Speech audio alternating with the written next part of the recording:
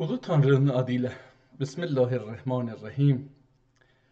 انصاف علی هدایت هستم و برنامه 154 مهندسی جهل رو با این امید آغاز میکنم که امروز بتونم در خواندن و آگاهی به تمدن مکتوب و فکری ترک ها یک کتاب دیگری رو بتونم بخونم، یک گامی بردارم.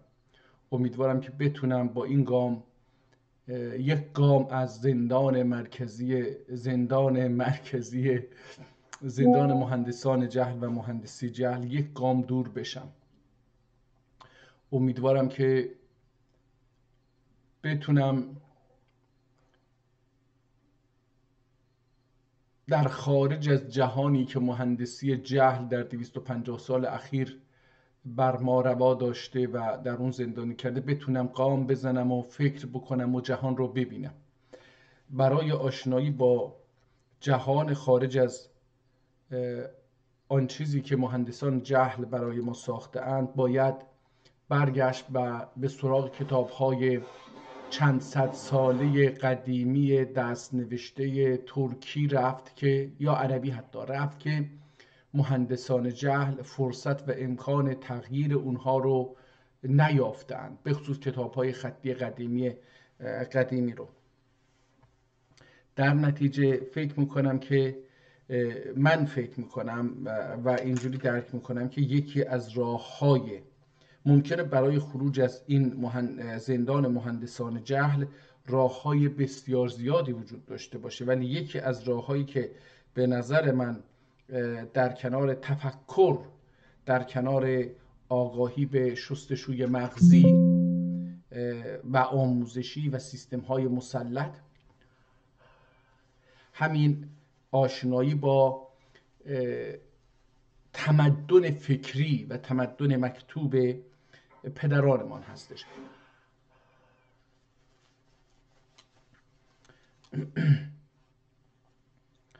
برای این منظور میدونی که من در 153 برنامه قبلی بیش از 250 کتاب قدیمی دست نوشته چند ساله خطی تخصصی و علمی و دینی و ادبی و عرفانی و پزشکی و تاریخی و خاطرات و اشعار و لغتنامه و زبانشناسی و داروسازی و پزشکی حیوانات و استرلاب و نجوم و اینها رو معرفی کردم در زبان ترکی. حالا امروز هم وارد این کتاب هایی که دانلود کردم میشم تا ببینیم که از میان اون مجموعه کتاب هایی که دانلود کردیم چه کتابی برای امروز به شانس ما میاد و ما با یک اثر ادبی، هنری، تاریخی، سیاسی، فکری، عرفانی، دینی، فلسفی، ترجمه قرآن، تفسیر قرآن به زبان ترکی در چند صد سال گذشته آشنا میشیم و کمک میکنه که از این زندان جهلی که غربی های مسیحی برای ما ساختند بیرون بجهیم. دیروز دیوان تاج الدین احمدی رو در بیش از 500 صفحه خواندیم و دیدید که بسیار هم لذت بردم و واقعا لذت بردم. بیش از 2 ساعت طول کشیده بود این کتاب رو خونده بودم و احساس خستگی نمی کردم. حالا امروز یک کتابی که الان در کنار هم میبینم خسرو و شیرین. حالا یک کسی که نوشته، این هم جالب هست بدونیم این رو. اینجا نوشتن که این کتاب در 785 قمری نوشته شده. الان 1447 هست. اگر ازش کم بکنیم 85 رو 785 رو ازش کم بکنیم 662 سال پیش این کتاب نوشته شده و حالا این احتمالاً این نسخه هستش. این کتاب در 248 صفحه، در پی دی اف در 124 صفحه دیده میشه، برای اینکه در هر صفحه پی دی اف 2 صفحه کتاب جا گرفته. بعد مثل همیشه اول یه نگاهی به فیزیک کتاب، به کاغذ کتاب میندازیم ببینیم که چه شکلی هست، چه خطی نوشته شده، وضعیت نگهداری کتاب چه بوده. میبینیم که دوباره این کتاب در یک کشور خارجی، احتمالاً فرانسه، نگهداری میشه. چیزی که من اینجا میبینم تقریباً دی خسرو دی شیرین این ترک دو کپیتاک. حالا این چی هستش دیگه؟ فرانسه است دیگه. حالا من میخونم احتمالاً هم غلط هستش، ولی اینجا یه چیزی که متوجه شدم، زبان اینجا لنگو دی کازان، احتمالاً قازان احتمالاً قزاقی باشه، احتمال میدم. کازان حالا نمیدم این کازان به چه مفهومی به کار میره. این در یکی از علایم مهندسی جهل اینه که ما قبایل مختلف ترک رو نمیشناسیم. در نتیجه من که هستش نمیدم گازان آیا همون چی هستش، خزان هستش، یعنی حالا به هر حال خیلی بی سوادم متاسفانه. اینجا میبینیم که کتاب این اندازه کتاب این هست. میبینیم که آسیب دیده. این رنگ هایی که به سیاه دارید اطراف میبینید، این علائم نابودی کتاب هستش که درش میبینیم در این 2 صفحه. اینجا یه متن حالا به احتمالاً فرانسه هست، هر زبانی هست، اون رو میبینیم که نوشته شده. و طرف بعدی، صفحه بعدی، قد افلح من کان من العشق احتمالاً تعمدا من یحفظ انفسه. حالا اینجا دیگه خونده نمیشه. میبینید که بسیار آسیب دیده این کتاب. حالا این قسمت ها رو هم برمیگردیم تلاش میکنیم بخونیم، ولی به نظر من میاد که خیلی چیز هست. نگاه بکنید ببینید اینجا با یه خطی متن رو نوشتن، ولی در حاشیه یه چیزهایی مثل اشعار و اینها نوشتن، و این پایین هم یه کسی اومده مثل من که خط خوبی هم نداره، اومده یه چیزهایی بر کتاب افزوده. امیدواریم حاشیه باشه اینها. و بسم الله الرحمن الرحیم از اینجا صفحه شروع میشه. اینجا یه مقدمه بوده، حالا هرچی بوده و چه کسی نوشته اینها رو نمیدونیم. اگر بتونیم بخونیم شاید یه تاریخی از اینجا در بیاد. و اینجا کتاب ظاهرا بسم الله الرحمن الرحیم الافی توفیقنون. حالا از این کلمه هم معلومه که این ترکی هستش کتاب. این 2 صفحه خیلی آسیب دیده، باز آسیب دیده رو میتونیم در اونجا ببینیم. در این صفحه های بعدی اون آسیب دیگری کم هست، اما بعضی از ابیات رو ما نمیتونیم بخونیم. اسم کتاب خسرو و شیرین هستش، این رو یادم رفت. و اینجا گفته قطب پاریس، یا در پاریس نگهداری میشه. احتمالاً یه فردی که الله رحمتش بکنه به زبان ترکی نوشته، اون اسمش قطب هستش، احتمال میدم. البته نوشته نیست، این احتمالا نسخه ای از یک کتاب دیگریه. برای همین گفتم که ممکن این کتابی که 600 و چند سال شد، 662 سال پیش نوشته شده، دستخط منحصر به فردی هم هست. یعنی این کسی که این کتاب رو از روی یک کتاب دیگری بازنویسی کرده و این اثر رو برای ما به جا گذاشته، این همونطور که اثر انگشتش در دنیا منحصر به فرد بوده، قلمش هم، اثر قلمیش هم منحصر به فرده.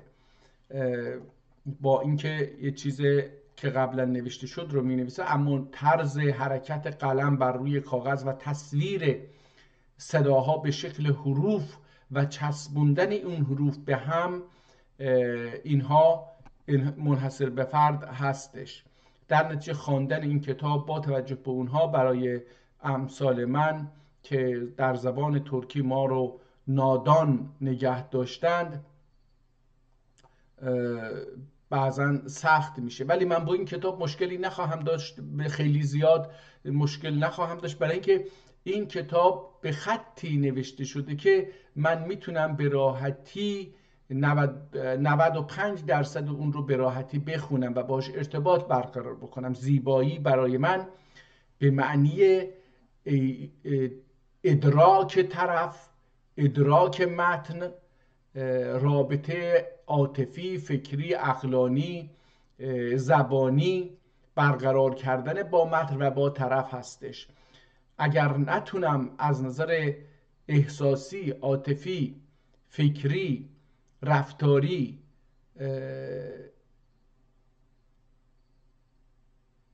و زبانی با طرف مقابل رابطه برقرار بکنم، مفهوم زیبایی از بین میره. به نظر من باید به یه شکلی حداقل رابطه رو برقرار کرد تا بشه زیبایی رو یا از طریق احساس هستش، یا از طریق درک زبانی هستش، درک فکری هستش، درک تصویری هستش. حالا اینها باید انجام بشه.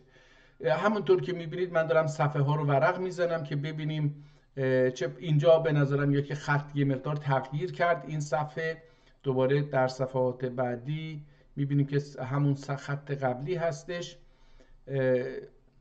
یه مقدار سرعت حرکت صفحه ها رو بیشتر میکنم که ببینیم این کتاب به نظر. حالا میبینید دوستان فرق این کتاب با کتاب های بعدی این هستش که دورش کادر نکشیده، ابیات رو، مصرع‌های ابیات بین اونها هم خط نکشیده. در نتیجه اول سطرها که شروع میشه، این سطرها اولشون با هم خیلی در یک خط مستقیم نیست، آخرشون هم اصلا نیست، یعنی یکی زودتر تموم میشه یکی دیرتر تموم میشه. این بی‌نظمی در آخر چیز رو میتونیم ببینیم. ولی سطرها یک فاصله دائمی رو با هم دارن چیز میکنن، نگه داشتن. این کتاب به نظرم میاد که یک کپی از یک کتاب دیگر هست، یعنی یک کتابی بوده، یه آدمی، یا حالا کتابخونه بوده، هر کسی بوده، یک کتابی رو از یه جایی گرفتن و ازش فتوکپی گرفتن و اون محو شدگی یا آسیب دیدگی کتاب در فتوکپی به شکل عکس و رنگ سیاه دیده میشه. در نتیجه این یک فتوکپی از اصل کتاب است. ما اصل کتاب اورجینال عکس، در هر حال پی دی اف یه عکس از کتاب هست، اما این کتابی که عکس ازش گرفته شده اورجینال نیست، اصل خط نیست، بلکه یه فتوکپی از یک کتاب هستش. به نظر من این میاد، حالا احتمالاً هم به این شکل نباشه. دوباره اینجا میبینیم که خط یه مقدار، البته اینم تیترها هستش که این همونه، تکرار میشه. در نتیجه به خاطر این فتوکپی بودن، همونطور به خصوص در شیرازی میبینیم که سیاهی دائما ثابت هست، به خاطر اون فتوکپی هستش که فضای خالی بین دو صفحه رو سیاه گرفته، عکس گرفته ازش. و همچنین میبینی که اون قسمتی که به شیرازی کتاب مربوط میشه، از هر دو صفحه که به هم دارن نزدیک میشن بچسبن به شیرازی کتاب، اونجا هم به خاطر اینکه یه فضای خالی هست و کتاب یه مقدار گوس برداشته اونجا، بعضی از حروف هم کشیده شده، هم اینکه رنگش تقریبا پریده و بعضا قابل خواندن نیست. اینم یه ایراد دیگری هستش که اینجا میشه دید. این کتاب به هر حال ما میبینیم که در 662 سال پیش نوشته شده. با این حال برای خواننده خود اینجا خیلی دیگه ابیات، کلماتی که در ابیات به کار رفته تعدادش خیلی زیاده، کلمات خیلی تو دل هم پیش رفته، جوری که آدم فکر میکنه این اصلا مصرع‌ها به هم چسبیدن تقریبا. متاسفانه کیفیت این فتوکپی خیلی خوب نیست، اما بهتر از اونه که کتاب از بین بره و اصلا این رو هم نداشته باشیم. حالا این گفتیم که در فرانسه نگهداری میشه و احتمالاً اینجا کتاب تمام میشه. یه تاریخی اینجا هست، این صفحه 121 هست. بذارید ببینیم اینجا بعدش چی هست. البته ادامه داره و 4 صفحه دیگه ادامه داره و یک صفحه در آخر هم مسلمان هایی که به جادو جنبل معتقد شدند اومدن اینجا یک جدول هایی رو کشیدن که حالا نمیدونم چی هستش و چی نیست، اینها رو سر در نمیارم، دنبالش هم نیستم که سر در بیارم در اصل. ولی اینجا یه تاریخی رو نوشته، بذارید ببینیم این تاریخ چی میگه. تمت به اون الله و حسن توفیقه علی ید العبد، اسم خودش رو میخواد معرفی بکنه، از ضعیف، النحیف، الراجی، راجی امیدوار، افوان ربه، الراجی غفران ربه، افوان خوندم این غفران، الراجی غفران ربه. حالا اینجا یه چیزی گفته که بیرک لب بر براکس لب گاندو لب اوکو، احتمالاً یک شعر اینجا، بیرک لب بیر آغز آن، این چی هست؟ لب آدکو، احتمالاً هم عربی هست، این یه هر چیزی هست عربی هست. الجنسل گبگاجی، الجنس گبهاگی. حالا این چی هست اینها رو نمیفهمم. خامس و اشرین من شهر صفر، میشه این 25 ماه صفر، سنه 85 80 85 میشه 850. اینجا چی گفته؟ 48 گفته که سنه 85 و اینجا یه چیزی هست اما این مشخص نمیکنه، ولی اینجا من 5 میشه اینم که سنه 85 85 این میشه 85، ولی این چیه؟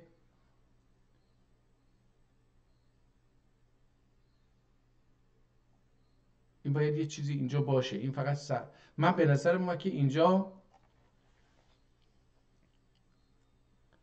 من شهر سفر سنه 85 و اینجا یه چیزی مونده، این فقط میشه 85. اونجا چی گفته؟ 785. اینجا من 700 رو نمیبینم، باید یه 7 چیزی هم اینجا باشه، 700 مثلا، اینجا اینو نمیبینم. کتبت کتابی به خط جمیل به جهد، احتمالا این جهد باشه، کثیر بر عمر طویل، به جهد، احتمال میدم به جهد کثیر و عمر طویل، اخاف من الموت لو جا یوما،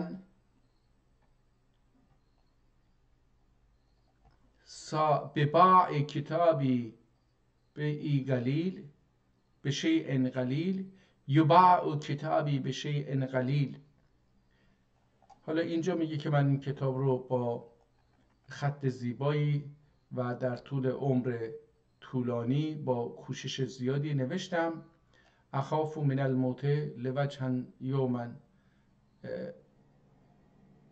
من از مرگ میترسم که یه روزی بیاد به سراغم. به یباع کتابی به شیء قلیل، کتابم رو با یه قیمت، با یه چیز اندکی میخری. نوشتم کتابم به ناز و نیاز، اینم به فارسی، نوشتم به کتابم به ناز و نیاز، به شبها تاریک و به روز دراز، من از مرگ ترسم که آید فراز، فروشم کتابم به نرخ پیاز. حالا این تاریخ متاسفانه خیلی برای من قابل درک نشد که چی شد.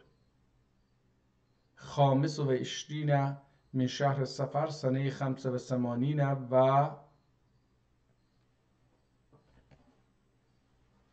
باید احتمالا این همین علامت معت باشه که اینجوری نوشته. دوستانی که اینجا زدن به هر حال این شکل رو زدن. شاید در ادامه هم یه چیزهایی داشته باشه که البته کتاب در اونجا تموم شده، این رو احتمالا نویسنده بعدی اضافه کرده، یعنی اونی که داشته از اصل کتاب میگرفته. حالا اینجا هم احتمالا یه چیزهایی بر اون باشه که میشه خوند. العمر مضى وفاتني المطلوب لا القلب اطاعتي ولا المحبوب دمعي ودمي كلاهما مسكوب یا یوسف الحسن، احتمالا یا یوسف الحسن باشه. سل فإنني یعقوب، بله یا یوسف الحسن سل فإنني یعقوب خذ وعبدي هذا العلام فإنه رماني بسهم مفلتیه. این چی هست نمیدونم. على عمدي ولا تقلم إنني أنا عبده وفي مذهبي لا يقتل الحر بالعبد، احتمالا باشه. اینجا تاریخی ننوشته. یه چیزی این پایین نوشتن که نمیتونم بخونم. اینجا هم بذار ببینیم، اینجا میتونیم یه چیزی باشیم. اینجا هم عربی هستش دوباره. الحمس الثانی بعض الحکماء ينبغي للعاقل ان يكون فيه 10 خصال من اخلاق حالا اینجا هم خونده نمیشه. الطیر والبهائم، الطیر والبهائم منها، حالا اللدی که چی هستش این دوباره خونده نمیشه. و اما انه الهمام و سمت الباز و حذر الغرلب و حزن الطاووس. میگه یه چیزهایی رو باید، خصال دهگانه‌ای رو از حیوانات باید یاد گرفت. رو میگه که و اما انه الهمام و سمت، احتمالا همام کبوتر باشه، احتمال میدم که ازش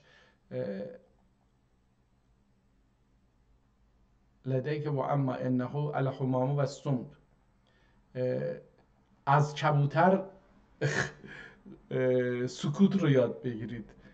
کبوتر انگار که خیلی صدا میکنه. البازو و الحذر، حالا این باز هم احتمالا همون پرنده شکاری هستش که از حذر رو باید یاد گرفت که الغرلبو یا غرابو احتمالا حالا و حزن الطاووسو، حالا دیگه خونده نمیشه. و بصره و بصره. حالا اینجا یه چیزایی نوشته که دیگه نمیدونم که چی هست، درکش نکردم راستشو بخواید. آیا معکوس می نویسه یا چی؟ خب برگشتیم اول کتاب ببینیم که این کتاب چی میگه. در اینجا خود این نویسنده، این کسی که این کتاب رو خریده و برده، والیوم فلان 118 حالا هرچی هست، اینجا نوشته 15 می 1878 این کتاب رو به این کتابخونه دادن یا خریدن. تاریخ رو اونجوری زده. اینجا ببینیم چی هست. اینجا هم یه دونه 1370 رو میبینیم که ترکی نوشته شده بوده احتمالاً. این قسمت ها رو نمیشه خوند، خیلی هم روش وقت نه. قدفل همن کان من العشق، حالا بعیدا اول هر چی هستش خونده نمیشه. من از این صفحه بگذاریم. میخواستم ببینم اسم کتاب در اینجا عشق و اینها رو آورده، ولی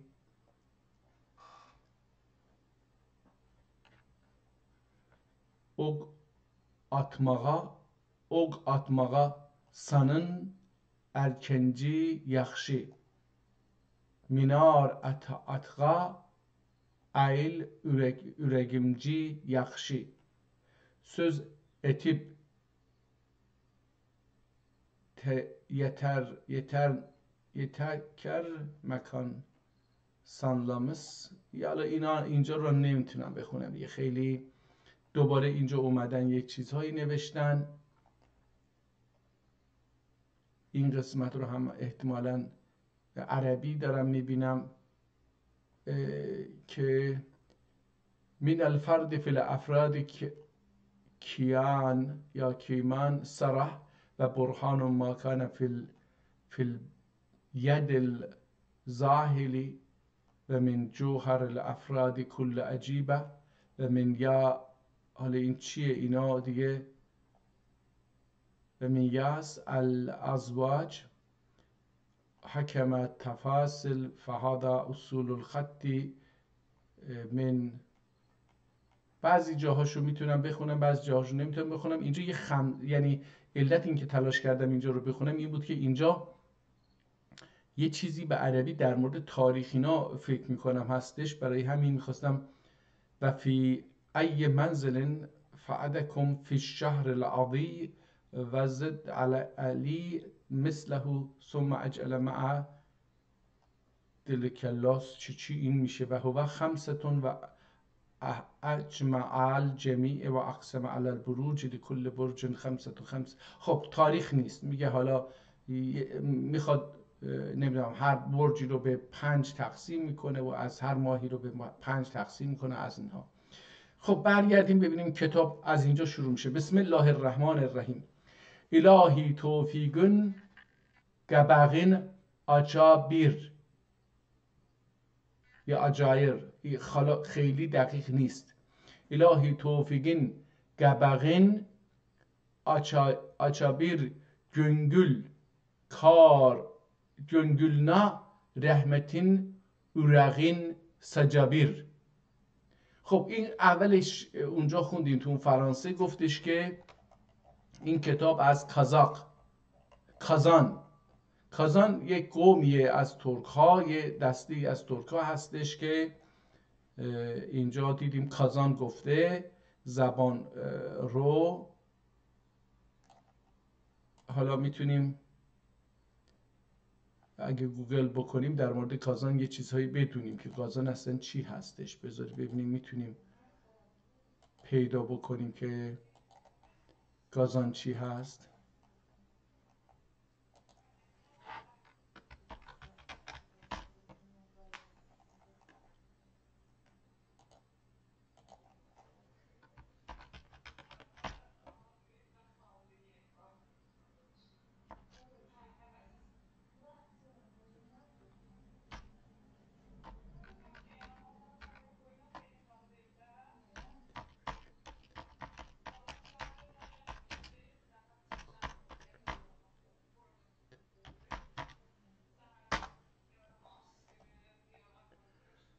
Kazan Hanlığı.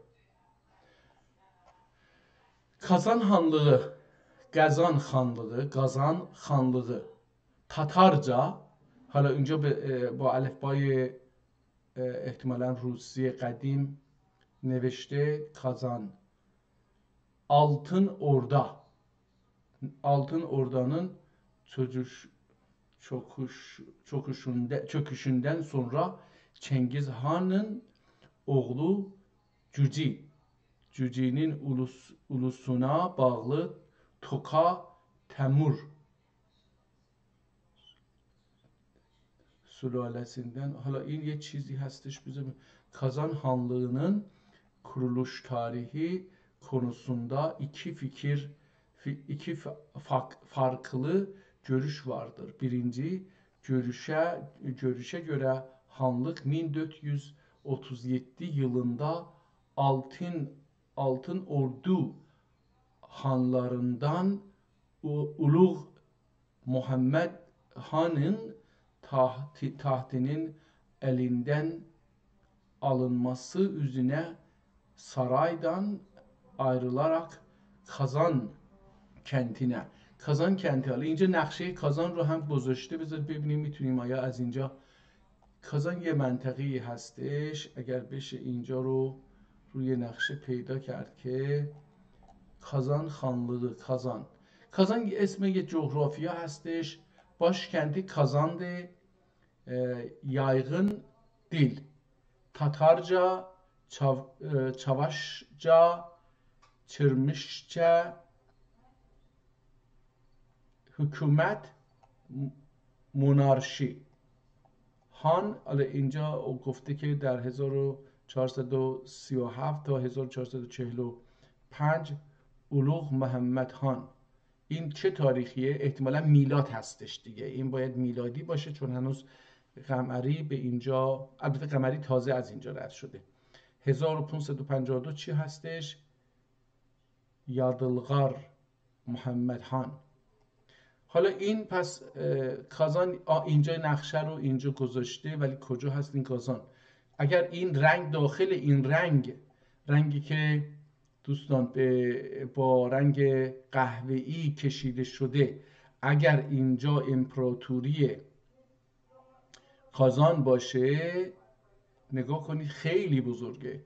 این چین امروزی، هندوستان امروزی، پاکستان امروزی، افغانستان امروزی، ایران امروزی، عثمانی امروزی، نه عثمانی، بله یه بخشی از عثمانی امروزی یعنی ترکیه امروزی و میره بالا، روسیه و اینها یه بخشای بسیار مهمی از اونها رو در دست داشته. اینم اگر حاکمیت اون کازان باشه مغول امپراتورلوغ، نه این مغول امپراتورلوغ بوده که تقریبا میشه گفت آسیا رو کاملا گرفته. حالا اینی که امروز روسیه ما میگیم، این هم تحت کنترل مغول بوده. اینجا یه نقشه دیگری از مغول هستش، همونجا که اسم، حالا اگر بشه آدم اینجا رو بخونه شاید یه چیزهای جدیدی پیدا بکنه. یعجوج معجوج در اینجا بوده جداگانه. البته این نقشه جداگانه نیستش، این کره زمین رو مثلا نقاشی کرده. ببینید یه شکلی به یه شکلی میفهمیدن که کره زمین گرده، در نتیجه کره زمین رو گرد کشیده. الشرق، الشمال، الغرب، الجنوب. خب حالا نگاه کنید شمال و جنوب رو هم اینجا روی نقشه نوشته و در کنار این دایره و تلاش کرده که دنیا رو از دید اون زمان چیز بکنه. اخضر البحار، الغنبر الانهار، الصفر الزمان، الحمر الجبال. حالا اینجا برای چهار شمال و جنوب رو هم به یه شکلی نامگذاری کرده که مثلا آبها هستش و کوهها هستش و از این حرفا. تلاش میکنم ببینم آیا در اینجا اسمی از ایران هستش. حالا دارم نگاه میکنم دوستان، اگر یه چیزیش اینجا خارزمه، اینجا خارزم باشه، ارض خراسان، ارض العراقین. عراقین اینجا چیزی که امروزه ایران هم نامیده میشه اینجا باید باشه.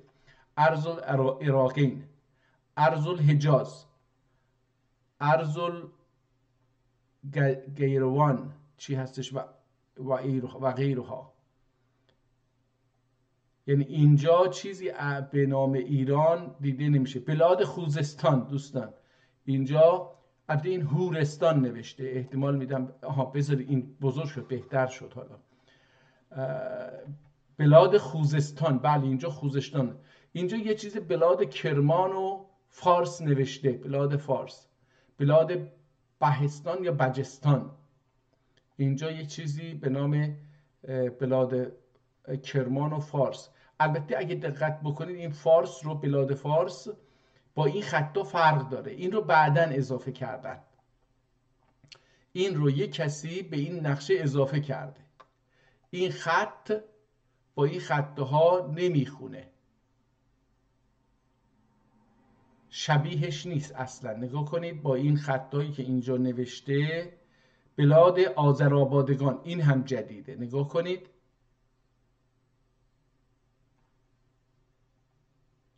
خراسان. حالا دقت بکنید اگر ما این نقشه رو بپذیریم که درست هست، که به نظر من درست نیست، این جدیده، یعنی تغییر دست بردن توش. نگاه کنید خراسان، ارض خراسان وسطه، قسمت شرقش یعنی افغانستان و تاجیکستان بلاد کرمان و فارس، زیرش بلاد خوزستان هست، ارض یمن تحت این دوتاست. حالا اینجا یه چیزی هم هستش که مد و زنج چی هست اینو نمیدونم بفهمم. ارض و عراقین زیر خراسانه. دو تا عراق داریم، یکی همین عراقیه که امروزه وجود داره و این اسم هم جدیده برای عراق. جالبه، من داشتم اینو میخوندم، اسم عراق برای این سرزمین که امروز عراق گفته میشه جدیده. در کتاب‌های قدیمی نباید این اسم وجود داشته باشه. هر کتابی که قدیمی وجود داشته باشه میشه گفتش که دروغه. ولی این عراقین اسم دو تا منطقه هست نه کشور، دو تا منطقه کوچیک، همونطور کرمان. ولی اینجا بلاد فارس رو که اومده نوشته تلاش کرده که یکی این کار رو کرده. نگاه کنید برعکس قبلی هاست. یعنی اگر دوستان اینجا دقت بکنید این بلاد کرمان رو نوشته، این بلاد فارس اصلا با این خط بلاد کرمان نمیخونه، همونطور که با خوزستان نمیخونه، یمین نمیخونه، ارض خراسان نمیخونه، شبیه اون نیست، بسیار شبیه یک تایپه. یعنی رو کامپیوتر گذاشته اومده یه بلاد فارس رو اضافه کرده. قطعا اینجوریه، قطعا، اصلا تو شک نمی کنم. اینجا هم اومده دوباره آذرآبادگان رو علاوه کرده. نگاه کنید بازم حروف این مثل اینها نیست، یعنی مثل خوزستان اینها ننوشته. ارض الاکراد، حتی اینجا اومده ارض الاکراد و ارض شام. نگاه کنید اینجا رو هم آورده، حدود مصر، اسکندره. نگاه این اسکندر رو، آذرآبادگان رو، اینها رو نگاه بکنیم، به نظر من اینها روس، اینجا روس رو آورده اینجا قرار داده. خب این نقشه رو حالا اینم چیزی بود که ازش دیدیم که تو نقشه هم دست بردن. این هم یه چیز جالبی بود که باهاش آشنا شدیم.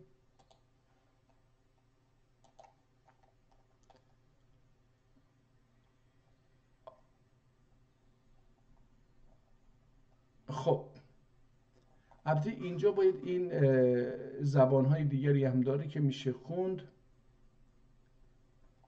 خب من برم کتاب رو بخونم. کازان یه منطقه است پس، و بعد از مغول ها این تشکیل حکومت دادن برای خودشون. زبانشون رو الان اینجا داریم باهاش آشنا میشیم که چی هستش.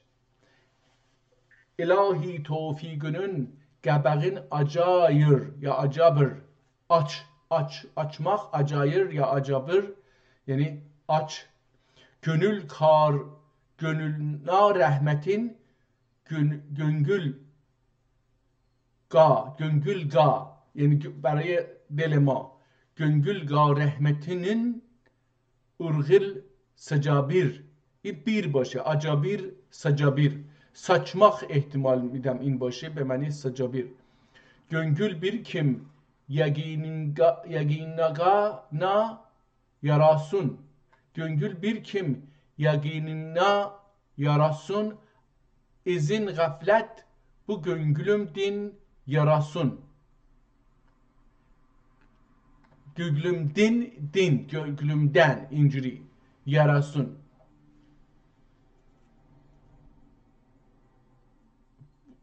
Bu göglüm görgesin ya gözgersin saygal globir gamuh müşküllerimini kel globir. حالا این دیگه با یه لهجه ترکی هستش که یه مقدار وقت میبره تا با این آشنا بشه آدم. منی که ترکی نخوندم، حالا با یه لهجه جدید کازانی هم، لهجه ترکی مختص گازان هم اینو دارم تلاش میکنم بخونم، این قطعا برای من مشکل ایجاد میکنه. حالا بعضی جاها روی این کلمات و حروف صدا گذاشته، بعضی جاها صدا نگذاشته، در نتیجه یه مقدار مشکل خواهد بود. جیمنی اون نورنگل بیر لایو تغییل، بذارید اینو نخونم برای اینکه این برای من مثل یک زبان دیگری هستش که من حالا زبان خودمون رو یعنی اوغوز رو نمیتونم بخونم، یهو میرم اینجا و تو گل میمونم. بریم یه کتاب دیگه باز بکنیم، حیف این کتاب رو خراب نکنیم. حالا یه کتاب انگلیسی پیدا کردیم احتمالا یا فرانسوی، که کتاب ادوار لیدن یازماسه 54 صفحه. بذارید ببینیم این چی هستش. آیا این بله این کتاب رو باهاش جلدشو، این کتاب 45 صفحه پی دی اف هستش، 45 صفحه کتابی هم هستش، خیلی کتاب کوچکیه. صفحاتش رو الان ببینیم اینجا نگاه کنید. این یه ذره کوچکش بکنم که کل صفحه دیده بشه. نگاه کنید این کل صفحه هستش، قدیمی هست ظاهرا. در دو طرف کتاب جا برای نوشتن گذاشته. نگاه کنید پایین و این بالا دوباره همون شکل. خط جالبی هستش، میشه خوند. اون کتاب رو نتونستم بخونم، نه به خاطر خطش، بیشتر به خاطر اینکه زبانش برای من یه مقدار چیز بود. اینجا میبینیم در این کتاب هم بعضی از کلمات رو بالای بعضی از کلمات خط قرمز کشیده و تلاش کرده که بگه این خیلی مهمه. حالا برمیگردیم و به هنگام خواندن متوجه میشیم چی هست. اینجا هم با یک 6 تا جدول روبرو میشیم که دایره های تو در تویی هستند که به 4 قسمت هم تقسیم شدن و در مرکز هم یه دایره هستش که یکی از این دایره های مرکز خالی. حالا برمیگردیم این رو یه مقدار هم بزرگ میکنیم و میبینیم اینجا هم ببینیم چی هستش. یه دایره دیگری بود، حکایت داره. اینجا یه جمله عربی نوشته و حالا میدونید که این خارجی ها به زبان های ترکی و عربی و فارسی و هندی و اینها بسیار مسلط بودن. از طریق همین تسلط و پخش یه مقدار پول در میان مزدوران درون این ملت ها به راحتی تونستن که از این ملت ها جاسوس و دشمن برای خود ملت ها بخرند، ایجاد بکنن. انسان های فقیرالفکر با پول به راحتی خودشون رو میفروشن، وطنشون رو میفروشن، دولتشون رو میفروشن و این چیز هستش. حالا این حرف رو که گفتم یه عده میگن شما با دولت ایران مخالفید، میخواید این رو از بین ببرید. بله این درسته، ولی این دولت ما نیست. این دولت ما رو به رسمیت نمیشناسه. این دولت نه سرزمین ما رو به رسمیت میشناسه، نه اراده ملی ما رو به رسمیت میشناسه، نه حقوق ملی ما رو به رسمیت میشناسه، نه حقوق سرزمینی، زبانی، مالی، اداری، سیاسی، اقتصادی، حقوقی ما رو به رسمیت میشناسه. در نتیجه باید از بین بره. این که خارجی ها بخوان از این احساسات و گرایشات ما سوء استفاده بکنن این یه چیز دیگریه، اما این به این معنی نیست که ما عوامل خارجی هستیم. نه، من تا اونجا که افرادی رو که میشناسم، ما از هیچ دولتی، از هیچ نهادی پول نمیگیریم برای اینکه با ایران بجنگیم و ایران رو سرنگون بکنیم و کشور خودمون رو مستقل بکنیم، ملت خودمون رو مستقل بکنیم. البته هر کشوری به ما کمک بکنه در این مسیر قدردان خواهیم بود و خیلی هم خوشحال میشیم و متشکرم میشیم که به ما کمک بکنن، ما بتونیم به اراده ملی خودمون رو در دولت ملی خودمون متبلور بکنیم.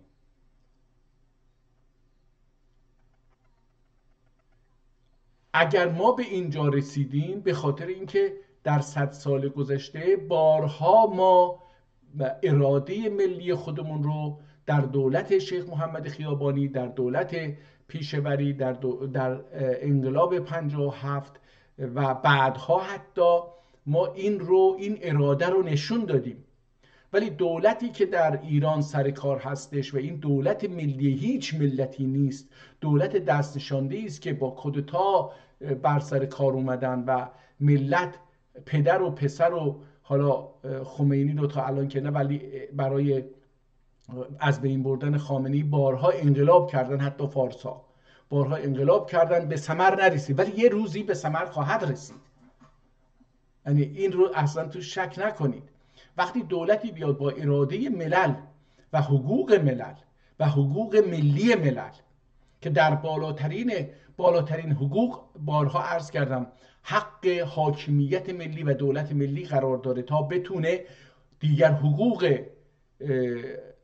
اجتماعی و فردی، سیاسی، مالی، اقتصادی، بانکی، بین المللی، درونی، هرچی حقوق بشر اینها رو بتونه تضمین بکنه. مادامی که دولتی وجود نداشته باشه نمیتونه حقوق بشر یا دموکراسی یا آزادی یا دیگر حقوق ملی یا فردی رو تضمین بکنه. برای چی در ایران حقوقی، نه برای ترک ها و عرب ها و بلوچ ها و ترکمن ها و قشقایی ها و لور ها و گیلک ها و اینها، کرد ها حتی وجود نداره، بلکه برای فارس ها هم. چرا نداره؟ به خاطر اینکه این دولت ملی هیچ کدوم از اینها نیست.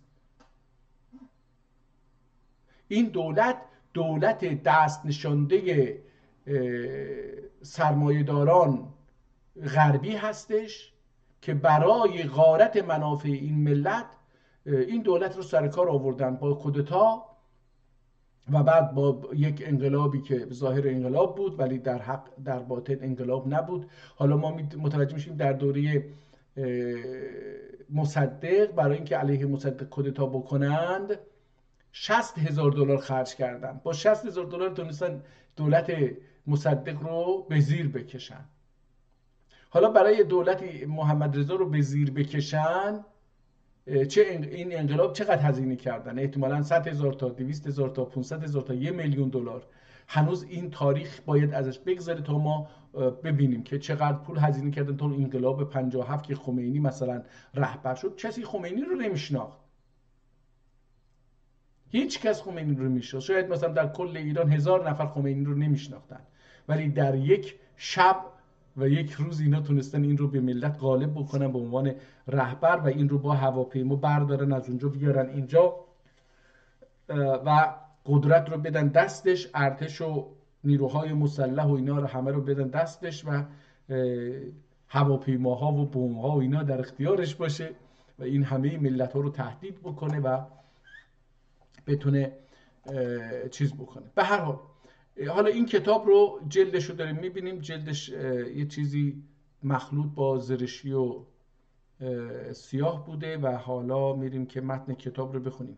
هازا کتاب ادوارد یا ادوار هم میتونه باشه، نمیدونم، این ادوار نوشته انگار. بله ادوار. حالا این ادوار باشه، لیدن مال یه آدم خارجی هستش، احتمالاً خانم باشه با این. حالا برای من این اسم یه جوری اسم خانم میاد. ادوار چی هستش؟ حالا بالا یه شماره هم اینجا هستش که نمیدونم چی هست. تسمیهو قیل نام الله اشنه. حالا این یا سمیهو قبل نام الله اشنه ازممت سیه آل ایش önه. این حالا یه مقدار تو اینجا مشکل پیدا کردم. فاعل مختار زیرا اولدرور، فاعل مختار زیرا اولدرور. حالا این کتاب اگر این رو تسمیه باید بخونیم، تسمیه قیل نام الله اشنده یا اشنه ازمم تیسه آن لایش önه. حالا این یک کلمه اینجا نوشته که نتونستم بخونم. فاعل مختار زیرا اولدرور، جهل خاص المیله اولدرور. جهل خامن این چی هستش؟ المیله اولدرور. این خاص باشه، خامن باشه. اولد اول آدماندن مصطفی. اولد اول آدم آندن مصطفی. اول آدم به وجود اومد، آندن مصطفی. بعد از آدم مصطفی. اولد اول آدم آندن مصطفی، که اولدرور لطف ایسی هم کان سخا. آنه آگه و اولاد و روحینه تمام. آنه و اولاد، آنه و اولاد روحینه تمام. 100,000 صلات و سلام. اما بلینل کی مدار العرفا منبع لطف و وفا. بلبل حقایق چاره خلایق، طوطی جنت شکوفه بستان. نگاه این شکوفه رو مثلا 6 تا دندونه داره، 5 تا دندونه داره. من بالا حالا از این بالا مثلا سمیه باشه احتمالا و اون از متیسه احتمالا اینجوری باید بخونیم. حالا بذارید ببینیم، برمیگردیم اگه تونستیم این رو بخونیم. شکوفه بستان موقد سید اهل موسیقی عبدالقادر غفرالله. این عبدالقادر مراغی رو احتمالا داره، میگه که در موسیقی سرآمد موسیقی بوده. طوطی جنت، شکوفه بستان، میتونه مرقد باشه ولی مرقد معنی نمیده. موقد سید اهل موسیقی عبدالقادر غفر الله و به جمیع المؤمنین غفر الله و لجمیع المؤمنین و المؤمنات. چون بیلدون کی خواجه نصرالدین فارابی رحمه الله علیه رحمتا واسعه علم موسیقیdə çox kitablar تصنیف qılmış kimi پارسی و کمی عربی. حالا چی بود؟ نصرالدین فارابی میگه که فارابی رحمت الله علیه رحمتا واسعه علم موسیقیdə çok kitablar تصنیف qılmış kimi پارسی و کمی عربی. اما ترکی lisanıda yox idi. Diledi kim lisan Türkiye'de dahi bu kitap talif eyleydi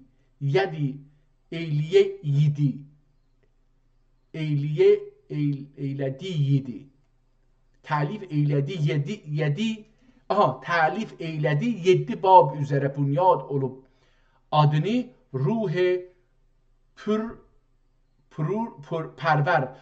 پرور گودی. یک کتابی رو تالیف کرده در 7 باب و اسمش هم گذاشته روح پرور. در موسیقی یک کتابی نوشته. این احتمالاً کتاب در مورد موسیقی هستش.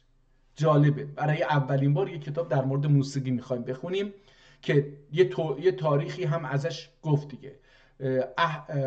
اهل موسیقی عبدالقادر مراغی احتمالاً هست و بعد نصرالدین فارابی. این دوتا گفتش که تاریخ موسیقی کتابای زیادی نوشتن. حالا گفتش این فارابی به زبان فارسی هم یه چیزایی و عربی هم نوشته. اما Türk lisanında yox idi. Dilədim kim lisan Türkiye'de dahi bu kitap تعلیف ایلدی. حالا میگه که نمیدونم اینجا دیلدی کیم، یعنی من آرزو کردم که در کتاب ترکی یک کتابی بنویسم، یا اینجوری باید بخونیم یا اینکه بگیم ایشون آرزو کرد. دیلدیم که لیسان ترکیده دخی bu کتاب تعلیف ایلدی 7 باب üzere بنیاد ادوب، یعنی خودشو نمیگه انگار، یه کسی رو دیگری میگه، اما به نظر میاد خودش رو میگه. بنیاد ادوب آدنی روح روح پرور گودی، گویدی دمیره، گودو نمیگه گویدی، میگه گودی. اینجا بین گودی گویدی د و د، من این برای چندمین باره که در احتمالا سومین یا چهارمین باره که میبینم در بعضی از لهجه ها بین دال و یه هم عوض میشه. در آذربایجان میگیم گویدی، گویدی، ولی در این لهجه‌ای که الان داریم میخونیم یه گودی، گودی، یکی از یه ها رو میخوره یا پس و پیش میکنه. و هر birinin keyfiyetin zikr kıldı. Her kim kuyinde sazendeliğe heves kılsa، اینجا کوی نمیشه، اینجا کöyünde یعنی روستاش، محل زندگیش که اومده به فارسی شده کوی، که منم کوی خوندم. هر kim köyünde sazendeliğe heves kılsa، حتی در تبریز هم حدود 30 سال پیش به موسیقیچی ها نمیگفتن موسیقی، میگفتن سازنده، سازنده میگفتن. سازنده هم به معنی اون کسی که ساز میزنه، ساز زننده، سازنده، اما در این حال مثلا به معنی کسی که موسیقی رو میسازه هم میتونه باشه. ولی سازنده به فارسی نیست، ساز زننده. سازنده یعنی کسی که سازورور، سازنده یک کلمه، سازنده. ساز به علاوه نده، سازنده که ساز، مثلا اگه به فارسی بگم میشه ساز زننده به فارسی بگم، اما به ترکی سازنده کسی که ساز میزنه. این کلمه خیلی در ترکی وجود داره. حالا چی گفت که گویدی هر birinin keyfiyetini zikr kıldı. تمامی سازها رو، کیفیتشون رو. هر kim köyünde sazendeliğe heves kıldı، هر کسی که گلسه، هر کسی که در محل زندگیش یا روستاش به سازندگی، به ساز علاقه داشته باشه، هوس کلسه، لایق دولت در اینجا به معنی ثروت هم میتونه باشه، لایق دولت و قابل صحبت اولا. میگه کسایی که به موسیقی علاقه داشته باشن اینها لایق هستن که ثروت داشته باشن و قابل از نظر عقلی و فکری به یک مرحله رسن که قابل صحبت کردن، و صحبت در اینجا به معنی دوستی هست، عربیه. صحبت اولا. biz فقیرleri و مجموع استادları، biz فقیرleri یعنی خودشون میگه که ما فقیران، و مجموع استادları خیر duadan فراموش buyurmayalar mecmuu muradları hasil ola inşallah Teala. Ve dahi bilelim ki bu kitabın bir adı ادوارdır. این کتاب نام دومی هم داره، ادوار. اصل نامش چی شد؟ روح پرور. ها این شد دیگه، نه؟ گفتش که روح پرور. اصل کتاب رو اسمشو گذاشت روح پرور، ولی میگه یه اسم دیگری هم داره، دخی بیلرم. دخی رو علامت گذاشته که یعنی یه موضوع دیگری وارد میشم، خط قرمز کشیده بالای دخی. بیلرم کم bu kitabın bir adı ادوارdır. یه اسم دیگری داره به نام ادوار، یعنی دونر، یعنی میچرخه. ادوار همونطور که ساز آهنگش میچرخه در یک، حالا یه موسیقی مثلا 2 دقیقه 3 دقیقه 5 دقیقه، این موسیقی هی عوض میشه. و در جالبه که من که از موسیقی هیچ سر در نمیارم، به خصوص موسیقی که میگن سنتی و اینا، که در ایران موسیقی سنتی وجود نداره، چون ایرانی وجود سنتی نداشته، تاریخی نداشته که موسیقی سنتی داشته. این موسیقی که در ایران به نام موسیقی سنتی گفته میشه، یک موسیقی کپی کاری شده از موسیقی دوره عثمانی هستش، که حالا شجریان بود کی بود اومد این رو علنا گفتش که استاد دانشگاه موسیقی بود، من این رو تو چیز نشر کردم، بازنشر کردم در یک گفتگوی، حالا مثل که با تلویزیون، میگه که ما تو دانشگاه تحقیق کردیم ببینیم که اصلا موسیقی اصیل ایرانی وجود داره یا نه، دیدیم که نه، تمامی موسیقی یا عربی، از عربی گرفته شده یا از عثمانی گرفته شده که ترکیب این دوتاست، اون چیزی که به عنوان موسیقی چیز میگن. حالا خود موسیقی، من خودم که موسیقی رو سر در نمیارم، اینو میخواستم بگم، متوجه شدم موسیقی که در ایران اجرا میشه موسیقی دایره‌ای هست. یعنی مثلا یه نوتی رو یا یه چند تا نوت رو ترکیب میکنه برای مثلا چند ثانیه، بین 5 ثانیه تا مثلا 20 ثانیه، دوباره این رو تکرار میکنه. کل موسیقی که در ایران وجود داره تکرار همون مثلا یا 5 ثانیه است یا 10 ثانیه یا 15 ثانیه یا 20 ثانیه دیگه. موسیقی در ایران، موسیقی که مثلا بشه یه 5 دقیقه با ذهن شما بازی بکنه نیست. این نهایت شما بعد 5 ثانیه یا تا 20 ثانیه میفهمید که این موسیقی تکرار میشه. یعنی اوج موسیقی سازی در ایران برای 5 ثانیه است، بعد همون رو تکرار میکنه. حالا مثلا یعنی دونر، ادوار یعنی دورها، ادوار جمع دوره، دور دونر، ترکیش میشه دونر، دönmek. مثلا چرخ کم دونر، مثل چرخ کم یعنی مثل چرخ تای، چرخ کم döner. 12 برج üzerine، در روی 12 ماه، برج ماه، قلعه، برج قلعه هست و به ماه ها برج میشن برای اینکه از یه ماهی به یه ماه دیگه میریم، ساکن اون ماه میشیم برای یه ماه.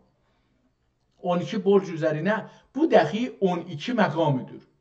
در موسیقی بهش میگن مقام. حالا من نمیدونم مقام یعنی چی، ولی میگه در موسیقی 12 مقام هست. 6 üzere و 4 şöbe. Da 6 avazə və 4 şöbədir. Nitekim 4 ünsürdən od, təbraq, su, yel. Bir معنیده 7 خب میگه که این 12 مقام هستش که 6 آوازه، 6 تاش آوازه هستش و 4 شعبه هستش، شعبه‌دür. نتکیم همونطور که 4 ünsürden، یعنی جهان از 4 عنصر ساخته شده، اون زمان میگفتن od، toprak. اینجا توپراق رو با ت دسته‌دار ننوشته، با 2 نقطه نوشته. توپراق هم ننوشته، توبرق نوشته. همون توپراقه. توپراق، سو، یل. قدیم معتقد بودن جهان از این 4 عنصر به وجود اومده: آتش، خاک، آب و هوا. از اینها فکر میکردن به دنیا اومده. الان که ما میدونیم عناصر بسیار زیادی وجود داره.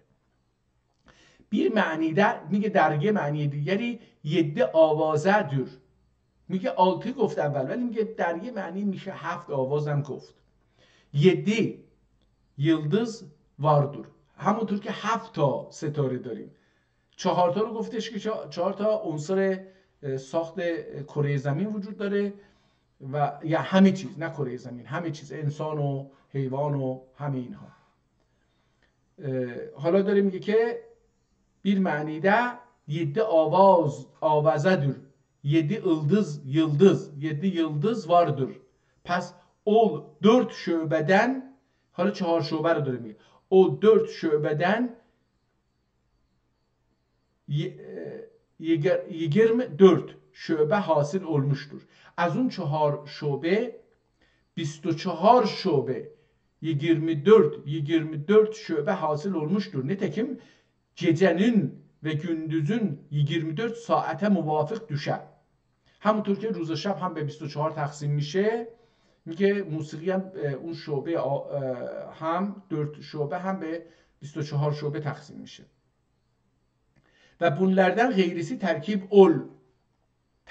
ol meqamlar ve avazlar ve şöbeler ve terkiblerinde terkibleri düken aşağıda beyan ederiz.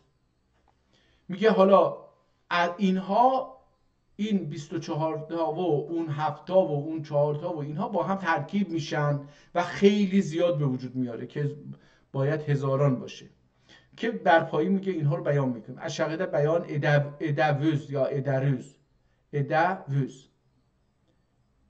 ve dahi bu ilmi musiki 8 harf üzerine mebni olmuştur. کل علم موسیقی رو با 8 تا حرف نشون میدن. ol harfler oldur kim rivayet kılırlar. Adem Peygamber aleyhisselam Hakk'a subhanehu ve teala kendi lütfünden zuhur kılmak istedi. Galibini rast galbini galip همون galbini راست kıldı و ruhine امر kıldı. حالا ببینید چی میگه. میگه که بر اساس 8 تا حرف موسیقی چیز میشه. اول حرفلر اولدور که اون حرفا چی هستش؟ میگه اون حرفا اونه که بر اساس یه روایتی الله تعالی که تبارا اول قالب آدم رو ریخت. نگاه کنه اول قالبنی تعالی kendi lütfünden از لطف خودش ظهور قلمق istedi. یعنی خداوند خواستش که از لطف خودش ظهور پیدا بکنه. چیکار کرد؟ قالبینی راست قلدی. قالب آدم رو، مجسمه آدم رو ریخت. راست قلدی یعنی ریخت، درست کرد، راست قلدی و روحینه امر قلدی و سپس بهش روح داد، امر داد که روح ایجاد بشه که وار و موضعینده ساکن اول. وار یعنی درست شو و موضعینده به هر شکل ساکن اول. حالا دیگه انسان باش و اینجوری دیگه. پس geçen حق تعالی اینو گفت، یعنی دیو ساکن اول دیو dedi گفت. پس geçen حق تعالی امریل روح غالب قاتینه getirdiler. میگه به امر تعالی دارا، این امر الله تبارک و تعالی، روح رو در قالب این آدمی که ساخته بودن ریختن. قاتینه یعنی نزدیکش، پیشش، خدمتش ریختن. getirdiler. Melaikeler dahi ruhi melaikelerden sordiler kim buna دورانlar dediler kim. حالا دورانlar این اون دوران رو داره میگه. اینجا میگه که چرا اسم کتاب دورانه. حالا میگه دورانlar dediler kim. Sen cansen bu tendür. تو جان هستی و اینم تن هستش. Bu 4 harfün. Sen can, sen bu tendür. Ten 4 harf dاره. Can, sen اینم 4. حالا bu 4 harfün sedasın eşidecek. Sen, se ve nun, can, ca ve alef, sen, in. Bu tendür.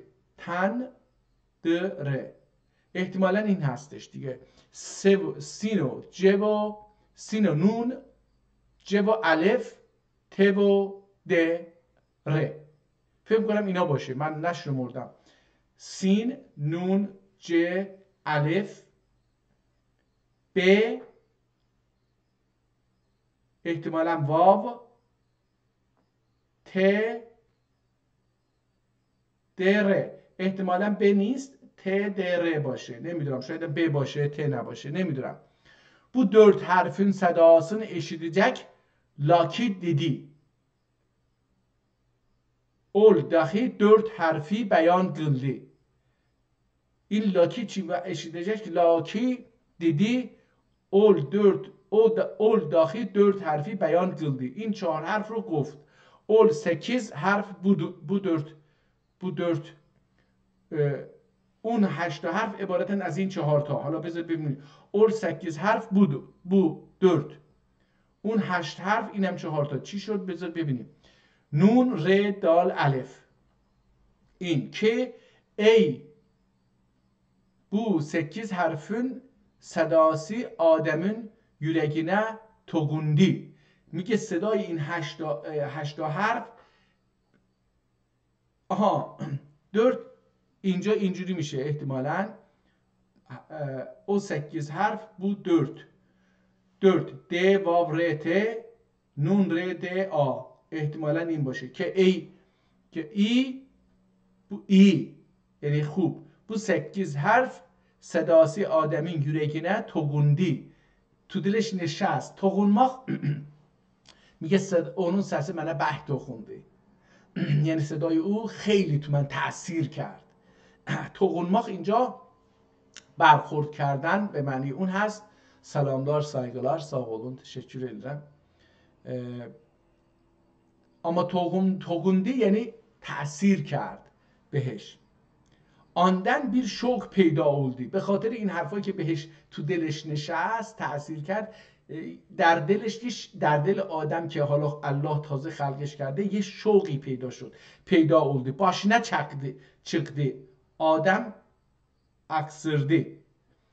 رفت تو مغزش و آدم یه اکسرده همون اسکرده احتمالا باشه یعنی سرفه کرد. عطسه کرد ببخشید. اسکرده. الحمدلله دیدی. بعد خودش هم گفت الحمدلله. اول صداسی چوخه اریدی. این صدای این که آسکرماخ کرد و الحمدلله گفت برای خیلی ها رسید. اول دمدن bir miktar بیقرار. او دمدن از همون صدایی که این گفت الحمدلله و اون صدا اون 8 حرفی که شنید. او دمدن biri yani yeki بیقرار olup بیقرار olup gece gündüz 24 saatte 7 yıldızla 12 burcu دور eyledi. میگه به خاطر همون اون بیقراری که از شوق پیدا کرد این آدم چیکار کرد؟ چرخه دوره çarxı edildi. Ol demden biri بیقرار olup صداسی چوخه eridi. اونجا رو خونده بودیم. حالا اول دمدن بیقرار olup gece gündüz 24 saat şab روز 24 saat ده 7 yıldızla با 7 ستاره 2 برج 12 برجی و 12 ماه رو دور ادر oldu. در همون اینها رو دور کرد انگار. و دخی آوازه روایتین ایله. حال آوازه چیه؟ و دخی آوازه روایتی ایله قالور کیم هندوستان ملکinde bir acayip kuş vardır. Adı Gugnusu'dur. Cüft olmaz 1000 yıl yaşar. Cüft olmaz 1000 yıl yaşar. Geçen ömrü tamam olmağa yakın olacak bir derenin için ağaçla doldurar.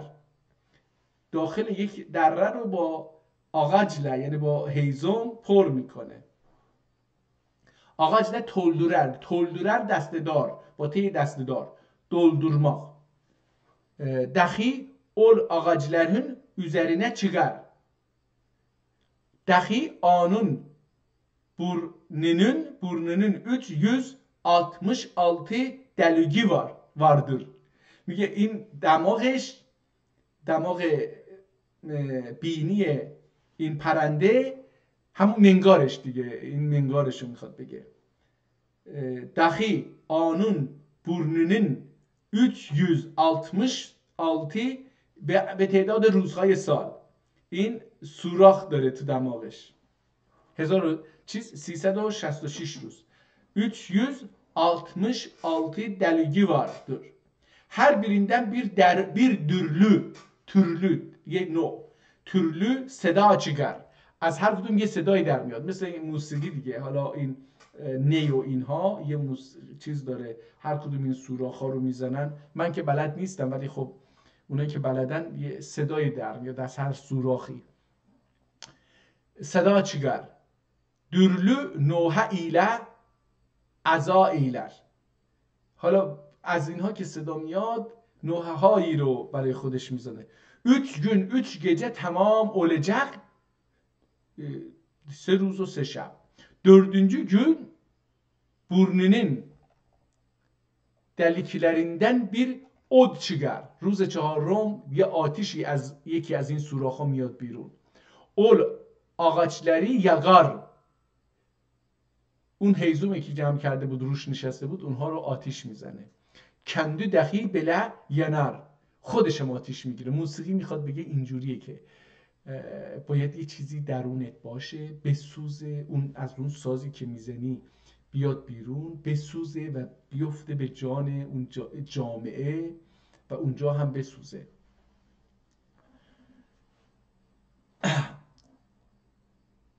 bir ot çıkar. Ol ağaçlar yakar, kendi dahi bile yanar. خودش هم میسوزه. Bir yıl tamam olacak, kendinden bir kendi gibi kuş حاصل olur. حالا میگه این مثل اینکه یک سال تمام میگذره که یا این میسوزه تو این یک سال یا اینکه نمیدونم چی میشه که دوباره از خودش bir yıl tamam olacak، یک سال کامل که میگذره kendinden bir kendi gibi kuş حاصل olur، از خودش دوباره یک پرنده‌ای مثل خودش به وجود میاد. imdi bu ahengler آنون برنی صداسیندن حاصل oldu. این آهنگایی که امروزه در موسیقی هستش میگه حاصل صدایی است که از دماغ اون. این یه روایتی، یه داستانی که گفت در هندوستان اتفاق میفته. برنی صداسیندن حاصل oldu derler میگن و دقیق بعضیler ederler، بعضی های دیگه میگن که çarxı kim ne felek üzerine kıldığı zarlık آوازسیندن حاصل گلدیلر. حالا میگه که این چرخی که فلک بر روی چیز گذاشته از آواز اون حاصل شده موسیقی. dediler ve dahi bilelim insanın insanlığı kemal marifet gılmaqladır.